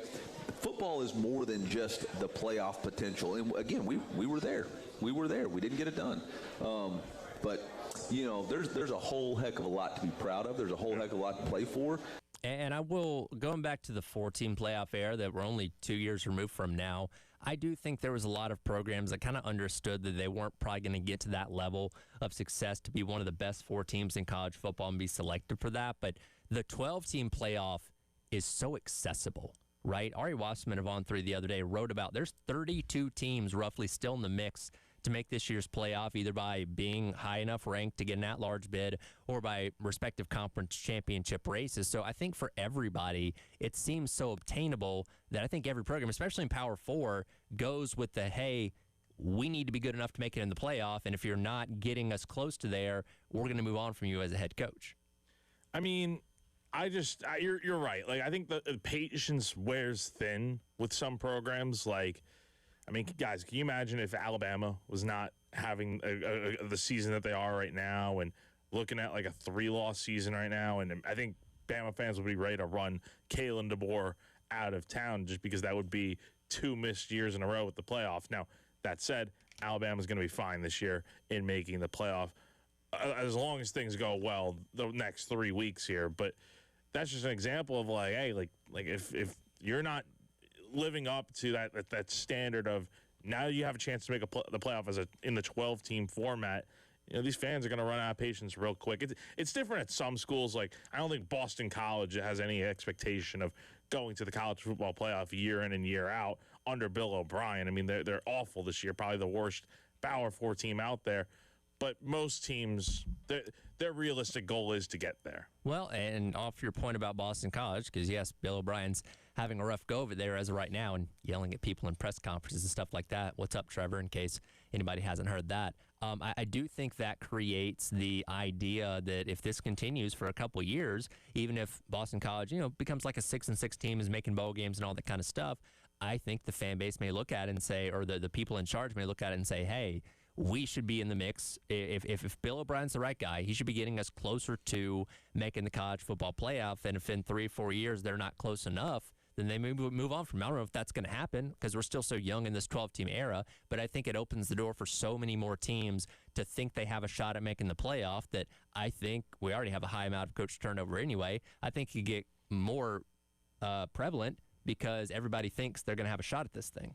Well, I think part of it, too, not just the playoff, when you essentially started moving towards super conferences and saying, all right, we're going to add all these additional teams to the SEC, and the teams you're adding are traditionally, you know, pretty good programs, and then you're saying, well, we're going to add an additional in-conference game as well.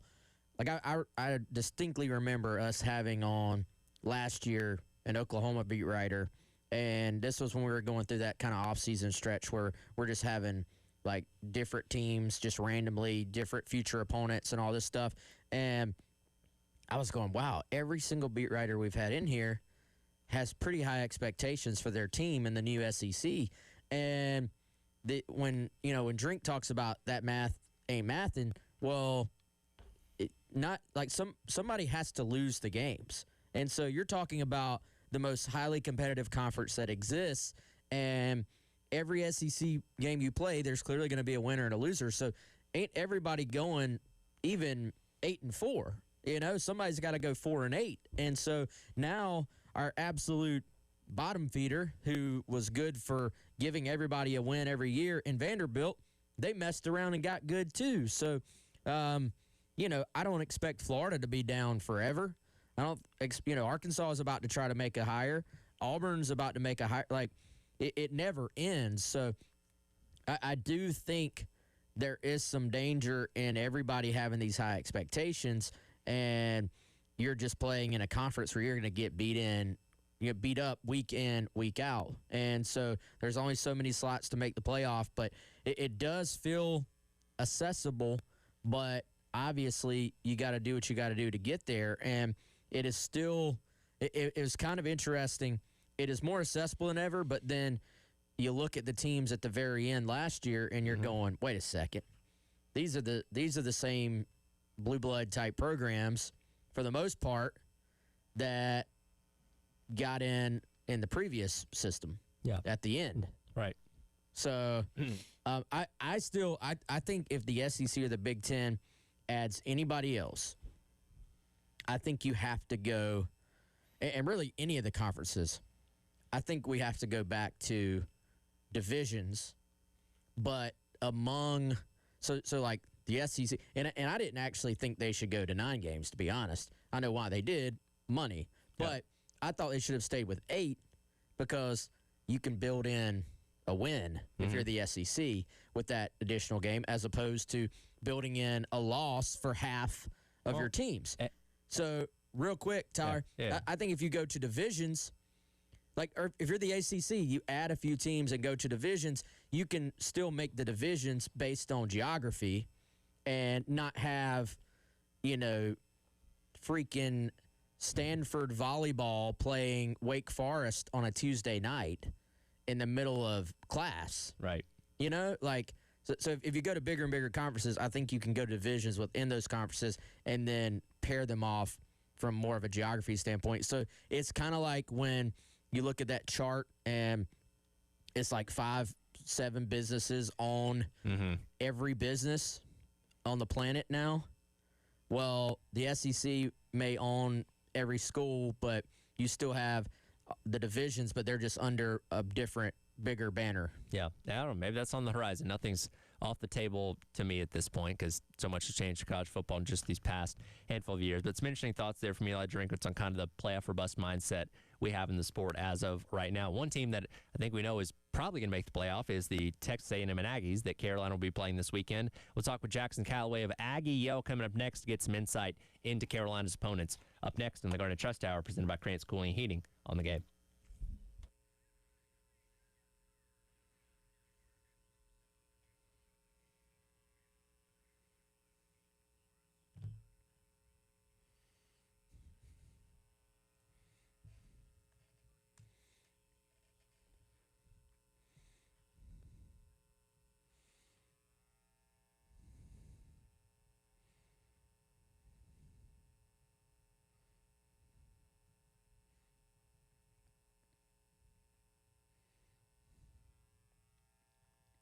All right, guys, let me tell you about our friends at Classic Roofing, classicroofingsc.com, 803-590-7870. Like I always tell you, taking great care of that roof, it can be difficult, but our friends at Classic, they're going to help just make it very simple for you. Whether we're talking home or we're talking business, call them today. They are GAF certified roofers. Approximately 7% of roofers nationwide are GAF certified. That status means you'll be hiring a company that has proven themselves capable of providing high-quality work every single time. Also means that there's continuous training and learning about the newest technologies and techniques in the roofing industry.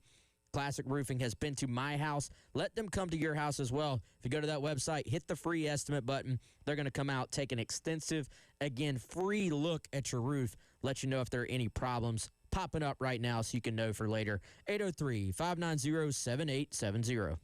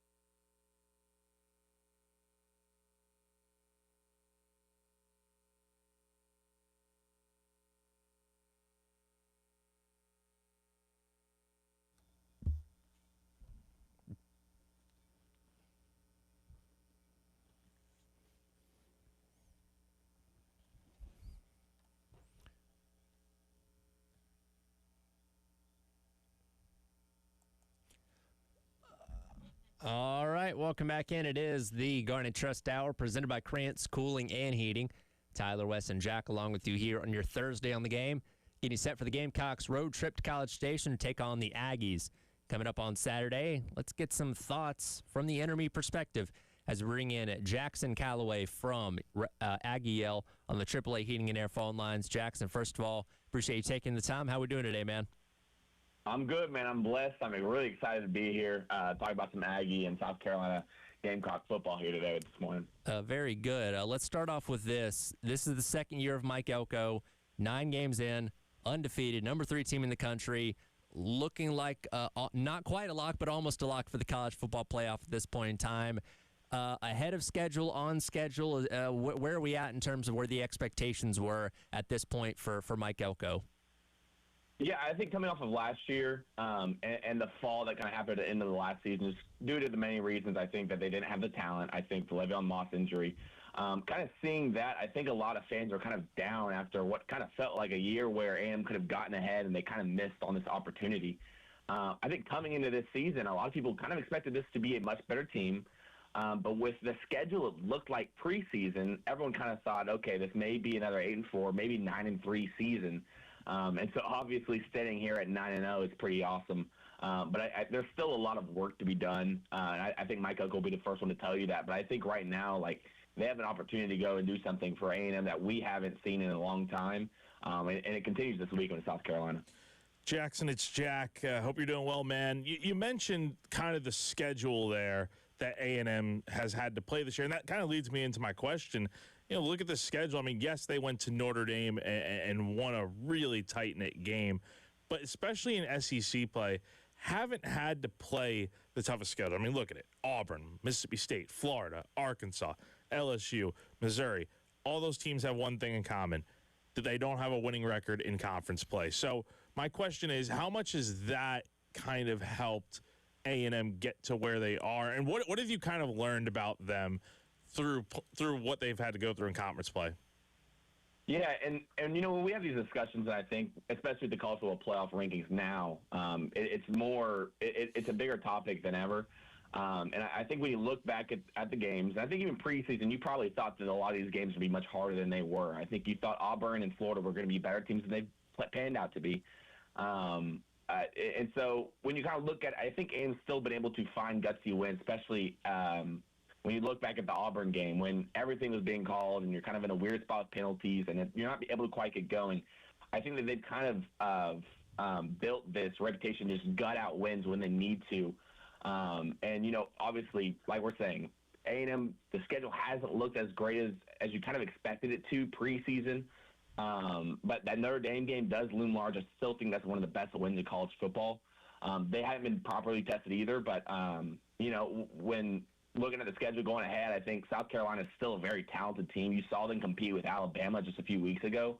And then you have Texas here in a couple of weeks who is looking to get better week by week. So I think for A&M, you're going to continue to see, you know, I think the identity will continue to evolve into something else. But right now, I think it's a team that just continues to find ways to win games, especially on the road. Hey, Jackson, it's Wes. I kind of think of defense when I think of Elko, but, man, you guys have maybe one of the more balanced offenses, explosive. You have a quarterback who can throw it and run it. I feel like maybe just one of the more explosive attacks in the country right now in terms of just being able to do so many different things. But just watching them on a week-to-week basis, what can you tell us about kind of this offense and the steps they've made this year compared to last? Yeah, so even looking back to last year, I think South Carolina fans know more than anybody that last year A&M didn't really have the weapons to compete after Le'Veon Moss went down. And you saw that it was a really good Gamecock defense that just completely locked down that unit for the rest of the game once Moss went down. This year it's a lot different. They brought back all their offensive line starters. Early on there were a lot of penalty issues, but those have since been cleaned up. Marcel Reed has kind of transformed into a much better quarterback, somebody who is more aware of what's happening, and he can really get the ball downfield, whether it's with his arm or have his playmakers do it for him. And the depth that they have at wide receiver now. You know, we talked about Casey and Mario, who are two of the nation's best receivers. But I think when you look at Terry Bussey, Ashton Bethel Roman, there's a lot of guys that can make plays. And if you look at the tight end room, the tight end room is much better than it was last year. I think there's a solid identity there. You didn't have a pure blocker. I think that you may have one of the highest graded tight end blockers in the country, Nate Borkheischer. And then the running back room, Le'Veon Moss is out, but they still have the depth there to compete. I think Reuben Owens is a really solid back. And so A&M's really been able to use all this versatility, and they have a lot of breakaway speed at all these positions that they didn't have last season, a year ago. So I think with A&M, the identity has just been being able to get Marcel Reed, get it to the playmakers in space, and then allow him to kind of fill the holes with his feet or have the running backs kind of pick up that load. Jackson Callaway of Aggie Yellow joining us here on the AAA Heating and Air phone lines. You mentioned Mario Craver, who did pop up on the injury report last night, is questionable. What can you tell us about his status heading into the weekend? Yeah, I think heading into the weekend, we're still kind of going to see how these next couple of days go. I don't know if any final decisions have been made there. So I think that's something that we're probably going to know by late tonight, probably early tomorrow. So I'd probably expect an indication on the injury report from that on there. But from a side of him, I think on the injury report, A&M's looking pretty good as well. So we'll see what happens there. But I would assume he may be a go this weekend, but I don't think that they're going to force him to play if they don't think he's needed. Jackson, just big picture question here. What's kind of the overall buzz right now in College Station? Like, I think around this time of year, A&M fans and college football fans are kind of just used to A&M kind of, filtering out, kind of losing a few games and being out of the college football playoff picture. But this is different. I mean, undefeated still, have a real chance to go to the SEC championship. Is there any worry over these next 3 weeks with a slip up, or is everything kind of just feeling good right now, like they're going to be fine?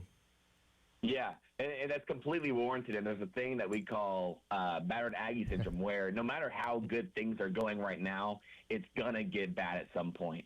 And so I think A&M fans have really been fighting that feeling over the last couple of weeks, and it's so far so good. But I think for A&M, just being able to maintain this momentum, I think that this is a team where you have to go out and beat a really solid Gamecock team who the record may not show it, but I think that they're able to make plays to win a football game.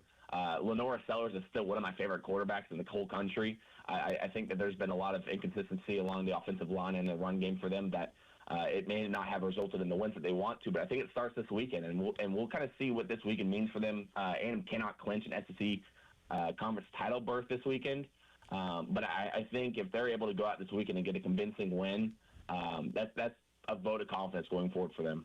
Hey, Jackson, if there is a weakness on this A&M squad that you can identify, what is it, even if it's something that's maybe not a huge weakness? Like, what would just be going into this game an area of concern where you guys are still saying, all right, if A&M's going to win a championship or win a national title, this is the area that has to get shored up down the stretch?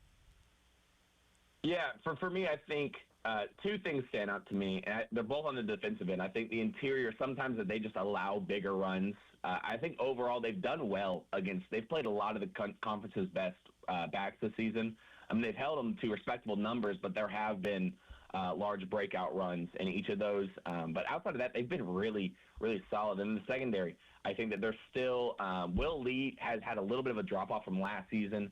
Des Ricks has actually taken a step up, but he is one of those guys that can get handsy at times, and it's kind of hurt A&M in terms of keeping hold of that momentum when you have them on a 3rd and long and they take a deep shot drop, but there's a PI or whatever it may be. I think that those are two ways that A&M's kind of been hurt this year, and the defense has been great at times. I think the Arkansas game is a big thing for teams to look at in terms of what you can do against A&M, and we'll see if they use it this week, but I think A&M just continues to develop. They're going to be out their starting linebacker this weekend, Scooby Williams, so that may be also a weakness to watch. Jackson, man, we appreciate it, and looking forward to the game this week. You know it's going to be an uphill battle for Carolina, but we're hoping for the best, and I think we're all intrigued to see what the final result of this A&M team is going to be this year. 100%. I appreciate you guys for having me, and it's going to be a fun game this weekend, so I hope you all enjoy it. Absolutely. Again, Jackson Callaway there of AggieYell.com. We'll come back, discuss a little bit of what he had to say, and talk about this rivalry, between South Carolina and A&M as we wrap up the hour. It is the Garnet Trust Hour presented by Krantz Cooling and Heating on your Thursday on the Game.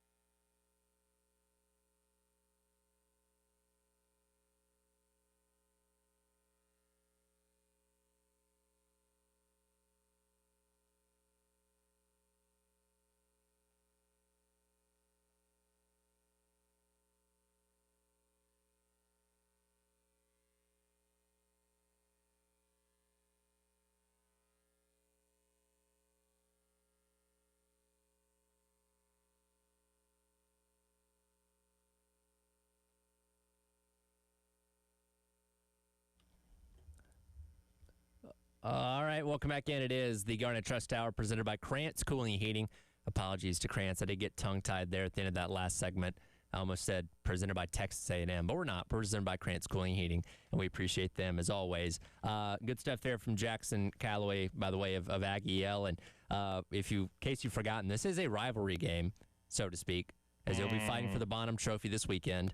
Going back to my preseason list of all college football rivalry trophies, I had the Bonham Trophy ranked pretty much in the middle at 46. Number one. Number 46 out of 82. So right kind of there in the middle, just a couple spots behind the Palmetto Bowl trophy. But I'm glad you brought that up, the number one thing, because I've noticed a trend on social media this week where I feel like this rivalry, so to speak, is almost becoming kind of a tongue-in-cheek kind of thing where people are overplaying it as more serious than it is. I do enjoy those kind of things, but I've noticed that trend this week. Yes, according to social media, this is the most heated, hated rivalry in the history of sports? Is that too strong to say? I don't think so. Screw Red Sox, Yankees. Screw, the game Michigan and Ohio State. 30 for 30. 30 for 30 is on the way. Screw the Iron Bowl. It's the Battle of the Bottom. Yes, which everyone knows that. Yes, of course we do. Everyone knew that. The Battle of the Bottom. Jack knew that. Well, if you didn't know, you know now. To be honest, I didn't even know there was a trophy until South Carolina finally won it. 4 years ago now in 2022 when they brought that trophy into Shane Beamer's press conference the following Tuesday, and the trophy's never been seen since. I know. I was stunned that they actually had a trophy for this game. Yeah, I mean, right? I mean, did you guys know they had a trophy for this game? I didn't know that until I got here. Right. I mean, honestly, if you said, what's the name of the trophy a few years ago and just put me on the spot, no shot am I getting it right. I think it's interesting when you talk about this rivalry, so to speak, because it kind of came up out of thin air, right? Like Carolina had traditionally been playing Arkansas before the conference expanded to 14 teams. You had one crossover opponent, and then you rotated through a couple other teams on a home and away basis every other year, and they were playing Arkansas, which made perfect sense. They came into the conference with Arkansas over 30 years ago. Would make sense why those teams would play each other as the newest additions to the SEC back in the early 90s. So when A&M and Missouri came into the conference in 2012, you would have thought, hey, maybe those two teams, as former Big 12 rivals anyway, would just play each other every single year. For some reason, the conference said, no, Missouri, you hate Arkansas now, and Carolina, you hate A&M. And they're going to play, Carolina's going to play A&M next year, but after that, the bottom rivalry will not be an annual thing anymore. You know, I really think the SEC should have made some moves to protect this historic rivalry. And we're going to have Save the Bonham signs at Willie B next year. We should. If not, start making your signs now. But here's the thing about this. As we know, A&M had no choice but to start getting better at football. Sure. When they rotated onto the schedule for South Carolina. So I hate to tell their fans, but enjoy the winning this year and next year. When they rotate off, they will take a step back. Yeah. When Arkansas was on the schedule, man, there was a lot of really, really good Arkansas teams. That's a good point. That, Spurrier era even. South Carolina's defenses back then were pretty good for a number of years. They could not solve Bobby Petrino's offense to save their lives. So, I mean, the fact that, that is the one, I've talked about this before, that is the one kind of Gamecock woe is me conspiracy, things that Gamecock fans whine about. The backup quarterback one is not a thing at all. Right. But a team gets really, really good when they cycle on the South Carolina schedule, and then they drop off when they cycle off. 100% a thing. So, sorry, A&M. Enjoy the winning now. You've been warned. You've been warned. So they actually played Arkansas every single year? Yeah. Oh, yeah. That was their permanent crossover opponent. And again, made total sense. Came in together. Why not play each other? And again, all they had to do was say, hey, A&M and Missouri, you're going to play each other every single year. Instead, they tried to cross over, and now we've got this. And then they were like, oh, hey, there's this guy that fought in the Alamo that's from South Carolina. Let's make a trophy about it. Sure, why not? I don't know. Is it in a janitor's closet somewhere I at was about A&M to right ask, now? where do you think the trophy is right now? I think so. Dave has a weird fascination with the bottom trophy, and he brought me a printout the other day. I think it's sitting in there in the studio right now. Yeah, there's like a whole manuscript about. It's right over They're here. pasted on the wall. Yeah, I know. Dave's a nut. But I think it sits in a museum when they have it, and I think there's a museum here locally that displays it when Carolina has it, which they do right now because they won the game last year and they won 2 out of the last 3. I forget the name of the museum, but I think you can go see it. It's not something that is displayed in the football facility, though, as most trophies are. So another real quick factoid on the South Carolina-Arkansas rivalry back in the day is that when Lou Holtz was here, the Arkansas folks supposedly, allegedly, still hated Lou Holtz. Okay. From his time there and him leaving them, I guess. Right. Well, Arkansas at the time, and I know they still do sometimes, I think this may be coming to an end, they will play a game in Little Rock. Yes. Which Once is a year. War Memorial I Stadium. think that ends after this year, And though. it is this like tiny, just like the people are right on top of you. Like they get a little extra juice that week. Sure. When South Carolina would play Arkansas at Arkansas, they would plan the Little Rock game for when they were playing South Carolina, just to guarantee there'd be a little extra juice for that game. So That was a rivalry. it wasn't, but it weirdly like kind of maybe was to some people. By the way, we ran a Twitter poll the other day. Out of 428 votes, 90% of people said no, A&M is not considered a rival of South Carolina. Agree. I'm fine with that. Top 3, man. Top 3 rivalry in all of sports. Yeah. Don't disrespect the bottom trophy. Top 3, and it's not 2 or 3. And it's not 2. That's right. It's not 2 or 3. We'll take a look back at last year's game as we start off the Gamecock Central Takeover Hour presented by Firehouse Subs coming up next here near Thursday on the game.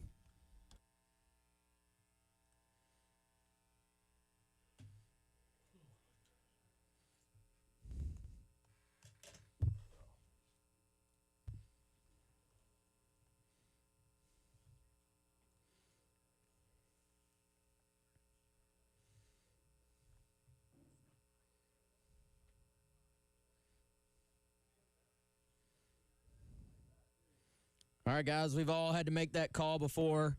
You look at the thermostat, it's just higher than you want it to be, it's lower than you want it to be.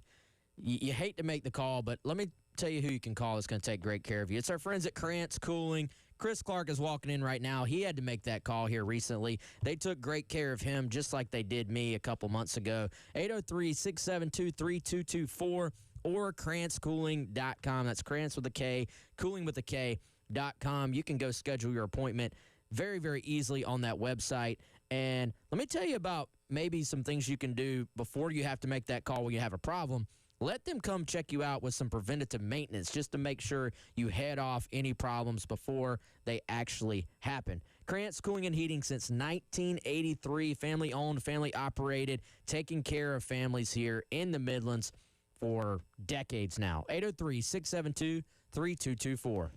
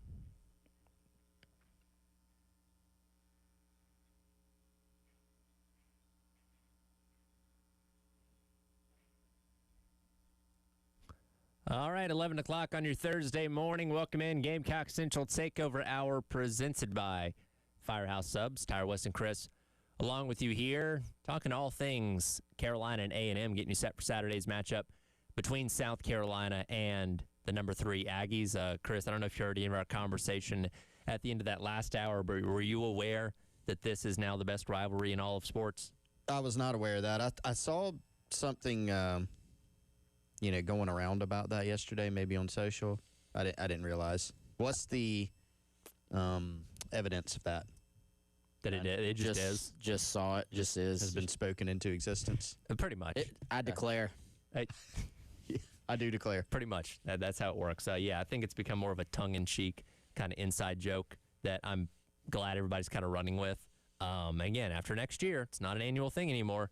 So enjoy the final 2 consecutive years of the great Bonham Trophy rivalry while you can. Yeah, have we found that thing yet, or is it still in a closet somewhere? Oh, I brought this up at the end of the last hour. Dave's got a large printout there of all the details of this. Yeah, I think it's in a museum right now, somewhere around here where you can go and see it. I think Columbia Museum. I think a Columbia Museum. I don't know. That's what Dave told me. Okay, I've not sought out the Bonham Trophy at this point. More evidence that this is the best rivalry in sports, or that LSU didn't actually fire Brian Kelly.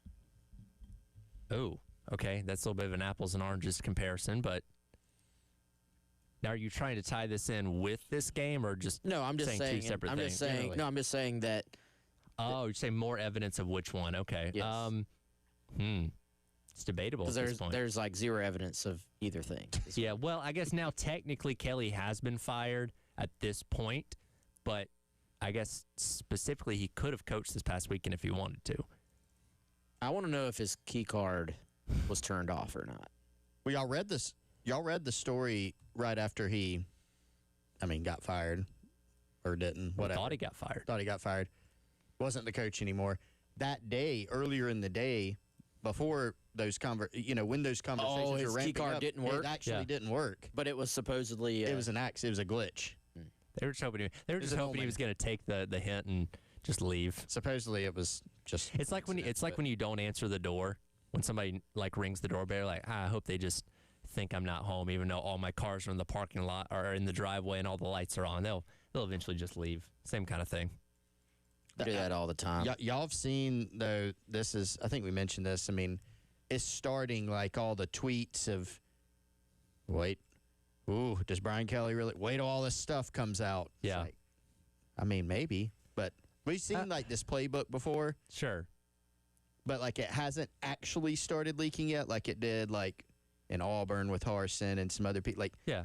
Or even with Hugh Freeze at Ole Miss, where the evidence was pretty overwhelming. There it is. Sure. And it hasn't. But all we're getting is these whispers of there may be some things here. Well, I don't think it's going to be things like the Ole Miss stuff where he was actually legitimately breaking a lot of rules that would have led to him getting fired. I do think he treated his players like crap or something like that. Yeah, those kind of things will probably come to light a little bit more. But I don't think it's going to be anything. It's oh my God, Brian Kelly can never coach in college football again type of thing. Yeah, he'll have suitors, right? No, totally. I think he's just gonna have to take a fairly big step down. Mm-hmm. Now, who will be more valued at this point, him or James Franklin? It seems like James Franklin has some traction at this point. Yeah. He's tied right now to the Virginia Tech job. He's tied to Virginia Tech. He's tied to Arkansas now. Yeah. Okay. I can see that. You know who, and it's one of these things we don't cover Arkansas, so it's not West 9. All of us are making all these calls every day. Hey, what you hearing on Arkansas? But I did hear from somebody yesterday that Alex Golesh is heated up for the Arkansas job. Okay. Being interesting. Makes sense. Hire for them. Yeah. So then Brian Kelly could take the USF job. Oh. Could. Could. Could. Who's going to take the Penn State job? I don't know. Well, now they're bringing up Ryan Dable. That would make sense. Guys, I'm not throwing shade with this, but the top 3 names on the Penn State hot board right now are Mike Elko, Mm-hmm. Kalen DeBoer, Mm-hmm. and Marcus Freeman. Not going to happen, not going to happen, And not going to not going to happen. Well, at what point do they go, Manny Diaz looks pretty good? Like that's probably the most realistic. It seems like it. And look, Manny Diaz, he had 3 years at Miami. His best season was 8-3 and a top 25 finish. Good defensive coordinator. Good defensive coordinator at Duke. He had 9 wins last year after Mike Elko had some success at Duke. He can still get Duke into the college football playoff, by the way. Just throwing that out there. This year? Technically. Are they 5-4? Oh, yeah, ACC title. They only have one That'd ACC be loss. Ridiculous. But anyway, at what point do you go, we're going to hire a coach who's won a championship because Franklin couldn't do it? And then it's like, here's our new coach, Manny Diaz. Now, he may, it could be like a Texas A&M thing. Sure. Where Texas A&M, let's pay Jimbo Fisher $75 million to go away. We're going to hire this big-time coach. Oh, our big-time coach may be Mark Stoops. And you're going, And then you bring in Mike Elko, and, he's doing pretty darn good. It is about just finding the best guy. It may not be the biggest name. It may not be one of those guys you mentioned, Wes. It may not be, we're pulling Urban Meyer out of retirement, which he said he's not going to. It may be just hiring the right guy, but that's not going to be this all-inspiring hire at the beginning. I was going to say, I don't think they're going to hire anybody that's going to get the fan base jumping out of their seat initially. The Manny Diaz thing, it'd be familiarity for a guy that's been there before on your staff, but I don't think anybody says, oh, well, this guy's definitely going to take us to the mountaintop that James Franklin couldn't. And maybe he would in time. Who knows? I don't know. Again, we talked in the last hour with Jackson Callaway of Aggie L, and I asked him, if this program at A&M was where they thought it would be in year number 2 under Mike Elko, because that wasn't a hire that I think made people super excited, even though he did prove to be a good coach, when he was at Duke. But obviously the results are what they, wanted up to this point.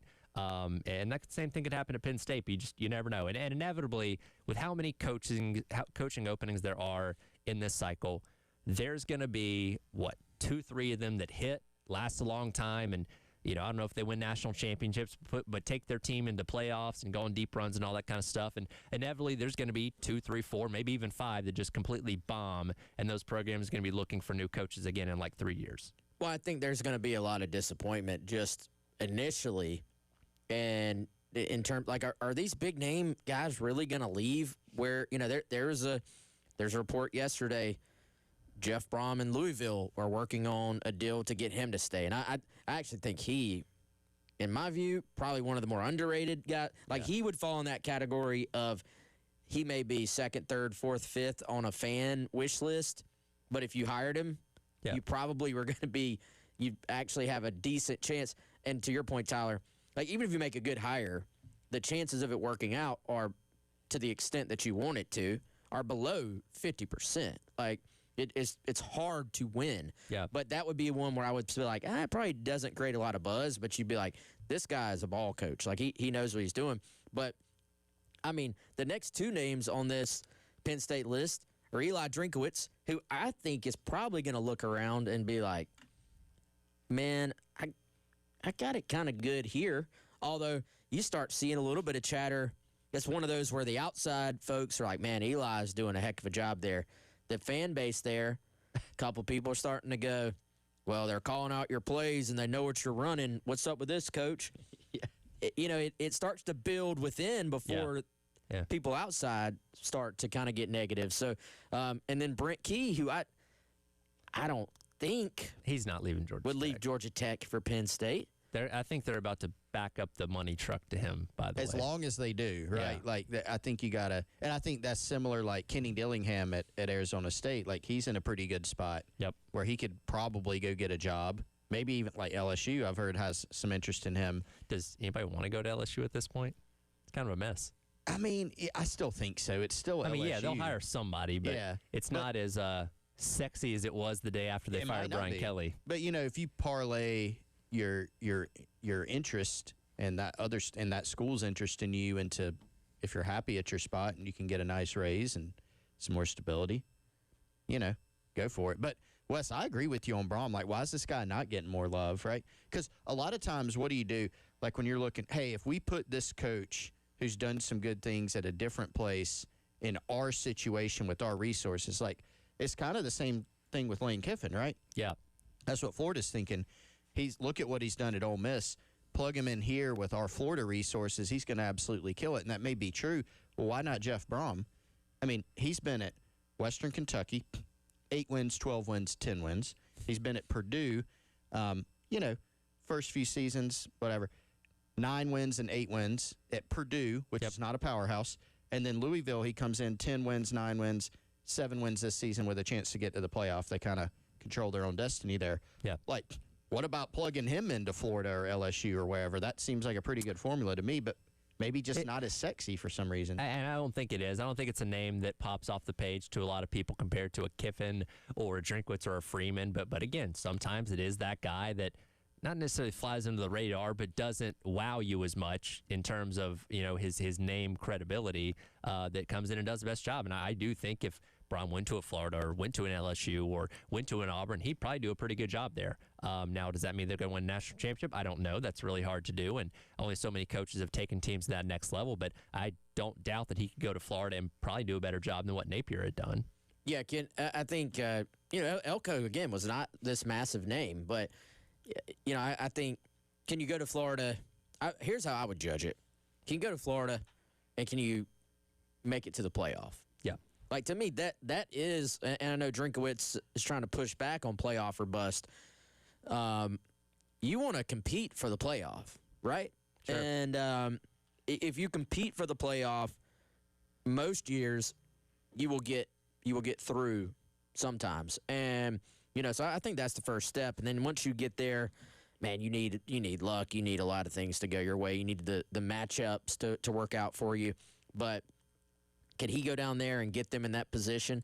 I mean, I would think so. It would be a little bit of a different fit in terms of just, ties or lack of ties. But I think ultimately, how much does this thing shift to where, so much of the recruiting is based on, like, the financial aspect. So then it's more about, all right, it's not maybe quite as much about can you put a bunch of great recruiters in there and they just have to go win recruiting battles. You can win some recruiting battles just with money. So then it becomes a little bit more like the NFL, who can take similar talent and elevate by putting them in the right scheme, putting them in the right developmental situation, and then kind of go from there. So it's going to be a fascinating cycle in terms of that stuff. Well, and again, a couple years ago, A&M seemed to have made the right move, moving on from Jimbo Fisher and hiring Mike Elko. He's got that team undefeated, sitting at 9-0 and number 3 in the college football playoff rankings. What happened the last time that Carolina saw Elko's team? We'll discuss that coming up next.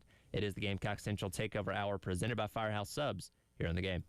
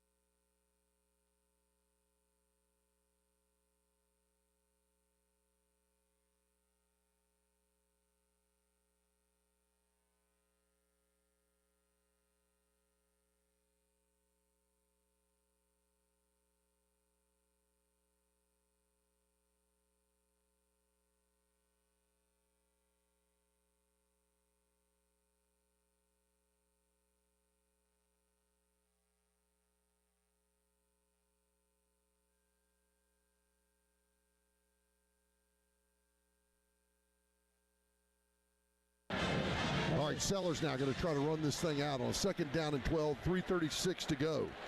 And he wants to throw it again. He's got Josh Simon who's going to try to break a tackle. And he does. At the 40, run Josh. At the 20, jumps over a man to 10. 5, touchdown, Carolina. Touchdown. What a move. Josh Simon. Oh, what a play. Lenoris runs it again, and Simon sheds him. Left and right. Sealed the deal against number 10 Texas A&M. Well, welcome back in. It is the Gamecock Central Takeover Hour presented by Firehouse Subs. Tyler West, Chris with you on your Thursday here on the game. That was a call last year when the number 10 Texas A&M Aggies came into Williams-Brice Stadium in Carolina, picked up the victory, the second of their 6-game winning streak to close out the season. Of course, the fans stormed the field and all that. That was kind of the moment that really sealed it, as you heard Todd allude to there. Carolina was up by 10 with about 3.5 minutes to go, and Josh Simon takes it 57 yards off the dump-off to really solidify the ability for Carolina to win that game as they got up 37-20. They'd score one more touchdown to seal the 44-20 win, and it was really cool. That was the first time I'd ever seen a field storming in person, and it's one thing when you have a field storming at like the last second where you're kind of waiting on the game to end and see if you're going to win or lose, but when you had it kind of building up, right, with about 2-3 minutes to go, you know you're going to win the game. Everybody starts piling onto the hedges, not like, the other week where the game was still in the balance against Alabama, but you knew you were going to win the game, and then the floodgates open as soon as the game ends. Really cool moment to experience in Williams-Brice Stadium, and obviously one of the pivotal games of the success this team had a year ago. Great football game, too, and, had its sort of, I would say, ebbs and flows. South Carolina scoring on their first couple of drives, and just the place goes nuts. And then A&M answers back. I remember you're kind of looking around going into halftime, and there was a lot of upset Gamecocks, I think. And I want to say South Carolina kicked a field goal at the end of the half and kind of settled it back in. You were tied at halftime, and you're just going, all right, everything that's happened, we're back even at this point. And South Carolina goes out there and shuts out A&M in the second half and puts the game away. Another game where it looked like Carolina had put away their opponent early on, but you have, not in this case, a penalty, but them saying O.D. Fortune stepped out of bounds on a pick six. I actually think that moment when he was returning that before we realized that they marked him out, I think that's low-key. Nobody talks about that moment. Low-key, one of the loudest moments I have ever heard at Williams-Brice Stadium. And I still maintain that there was a blade of grass in between the white line and his foot on that play. You brought up the field goal right before halftime because Carolina had gotten up 14-3.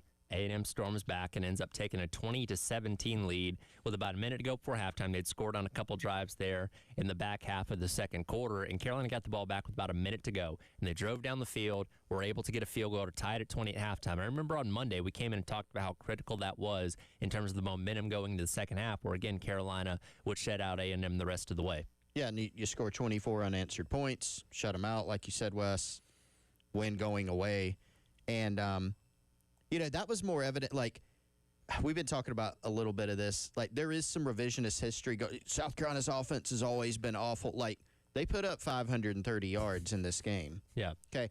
26 first downs. 26 first downs. So if you want to say, well, it wasn't all Sellers. Did he put on an absolute Houdini act getting out of some sacks? Yes.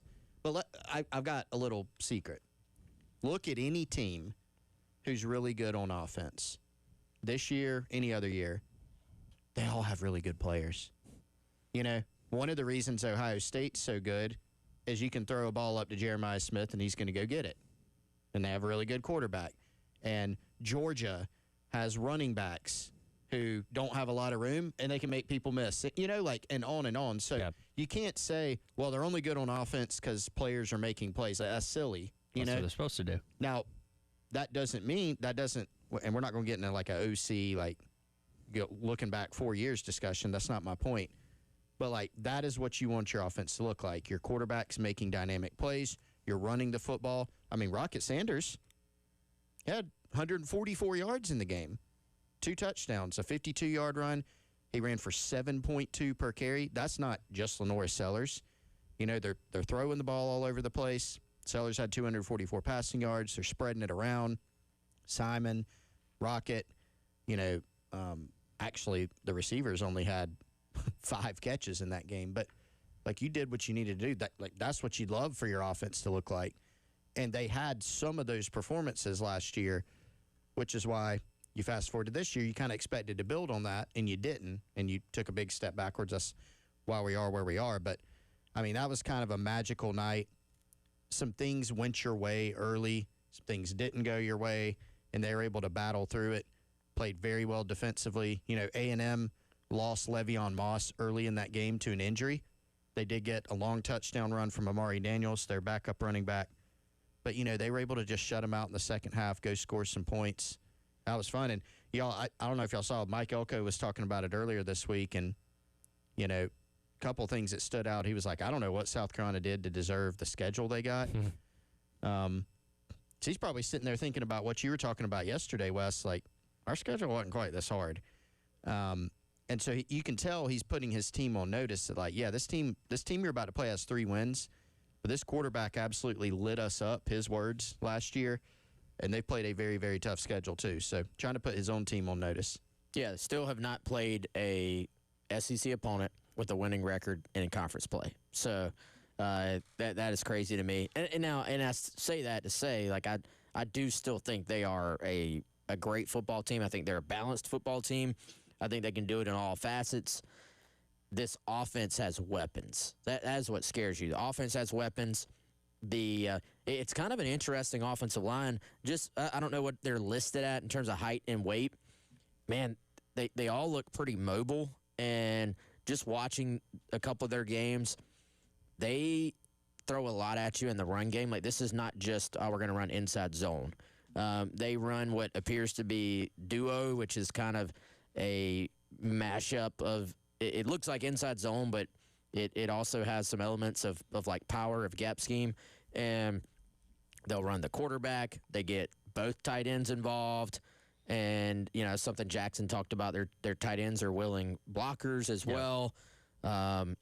Few just really, really good receivers. Like, there's going to be another test for Clayton White's defense. And, you know, what is that magic number? What can you hold them to and it still be a number that you can conceivably get to on the road at an incredibly difficult place to play? Well, it all starts with Marcel Reed, quarterback. We'll hear what Clayton White has to say about him yesterday when talking to the media, coming up next as the Gamecock Central Takeover Hour presented by Firehouse Subs rolls on your Thursday on the game.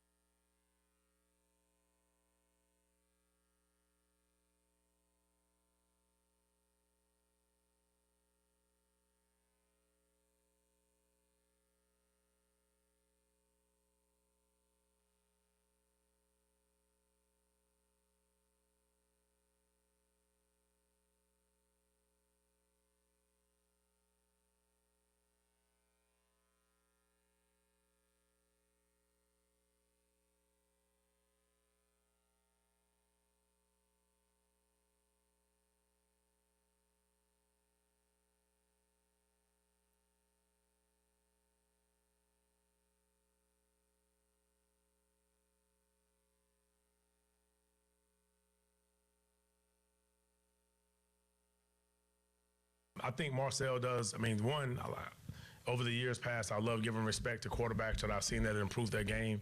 I feel like Marcel has definitely done a great job of just trying to be more complete. And obviously when he takes off, he's definitely a threat that can take it all the way. He took one against, I think that was LSU for 50 plus. We got to do a great job of understanding his game and understanding how they like to use him, and definitely do a great job of understanding just type of player that he is and what he likes to do. Welcome back in. It is the Gamecock Central Takeover Hour presented by Firehouse Subs. Tyler West Chris with you on your Thursday here in the game. That was the voice of Clayton White, Carolina defensive coordinator, talking about Marcel Reed, the quarterback they're going to be going up against this weekend. And pretty much for the third game in a row, you're going up against a guy that is in the Heisman Trophy conversation, third overall best odds right now, according to FanDuel. And I said this a little bit earlier. I feel like Marcel Reed is kind of living the reality of what we thought LaNorris Sellers was going to be in 2025. Both guys saw a lot of good things out of last year, a lot of promise, but expectations for them to improve in a lot of areas going into the next year. And unfortunately, we haven't seen that out of LaNorris Sellers, and we have seen that out of Marcel Reed become a much better downfield thrower, better overall passer, still able to use his legs effectively when he needs to, and that factors into the offense. Ran for over 102 touchdowns a couple weeks ago against LSU, but really becoming a more well-rounded quarterback is Marcel Reed. Yeah, and I think, in my opinion, LaNorris was the better, probably more polished quarterback this time last year, and now, you know, looking at what A&M has done around him with Marcel Reed, looking at the offense they've put him in, you know, it feels like you would definitely argue Reed is further along at this point. The one thing about him that I think, you know, if you're an opponent and you're just trying to find something, there have been a few games. Now, I think they obviously this year have not only won the games I'm about to talk about, but they've put up big numbers, so I don't even know what it means. But there are a few games where his accuracy, just in terms of completions percentage, will get away from him. You know, he is not the most accurate quarterback in the world in terms of that. You know, you look at LaNorris last year, I think it was 65-66% passer. Marcel Reed, his completion percentage is going up by like a percentage point this year, but he's still right in that 61-62% spot. You want to see that over time continue to rise a little bit if you're talking about him as an NFL guy. But I think just the ability to distribute the football, they have these weapons. He gets the football to them. And the ability to use his legs, but I think do it sparingly. You know, I think it's a situation where they know they have that to fall back on, but they also know they can move the football without being so QB run reliant. And it really puts you in a danger where if you go man coverage, though, these speedy receivers will run you off, and then Marcel Reed will take off for a huge gain and just hurt you. So I don't know necessarily if he's going to be, you know, like LaNorris last year against Clemson. Late in that game, you're like, South Carolina's just putting the ball in 16's hands, and they're running QB power, and they're going, we dare you to stop us. With Reed, it's a little bit more kind of pick your spots. And another probably example of what you're saying, I feel like in theory that's what Shula wanted for this to be for Sellers this year. Like, pick your spots to run, but when we do pick those spots, we want it to be dynamic. We want it to be very successful. And it obviously just has not worked to this point. I think another like game within the game thing, and Clayton White pointed this out this week when he was talking to the media. You know, A&M will run a lot of RPO concepts, and so how do you look to defend those? To your point, Wes, the man coverage. You know, Marcel Reed can run you off. I've listened to Nick Saban earlier this week on a coaching clinic that he did a while back. I think it was during the COVID. You know, everything's on Zoom type of deal. And he was talking about defending RPOs, and he's like, you know, it's great if you can play man against RPOs if your dudes can match up with their dudes, you know, and you feel pretty good about some of South Carolina's matchups. But you look around at that receiver core, they got some guys, A&M does. And so how does Clayton White mix up his defenses and play, you know, against those concepts? And can you get some pressure on Reed? You know, I think it's maybe an oversimplification to just say, you know, hey, generally if you pressure a quarterback, that's good, right? But sometimes you go back and look at guys' metrics when they're pressured, and they're like way better than you think. You know, they're almost better when they're pressured. If you look at Reed, first of all, he's clean. Now, this is PFF, so build in whatever margin of error you want. A big one. A big one. But 75% of the time, they say he's kept clean in the pocket. 25% of the time he's under pressure. The 25% of the time when he's under pressure, his completion percentage drops by about 25 percentage points. And he's only thrown for 290 yards in those instances. But again, he hasn't been pressured that much. The other weird stat, he's got 6 picks on the year. They've all come when he's been clean in the pocket. So kind of just some strange things. But this is a guy, like y'all said, who, you may not think of him as one of the more dynamic runners. But you go back and look, Clayton White pointed this out. He had a 50-something yarder against LSU. Like, this is a guy that can really hurt you with his legs. We saw it some last year, even against South Carolina. He can extend plays. He can run on you. So there's a lot to be cognizant of. Not only their scheme, but a dual-threat quarterback, receivers, and tight ends who are really good in the passing game. And they've got a stable of running backs. They'll trot out.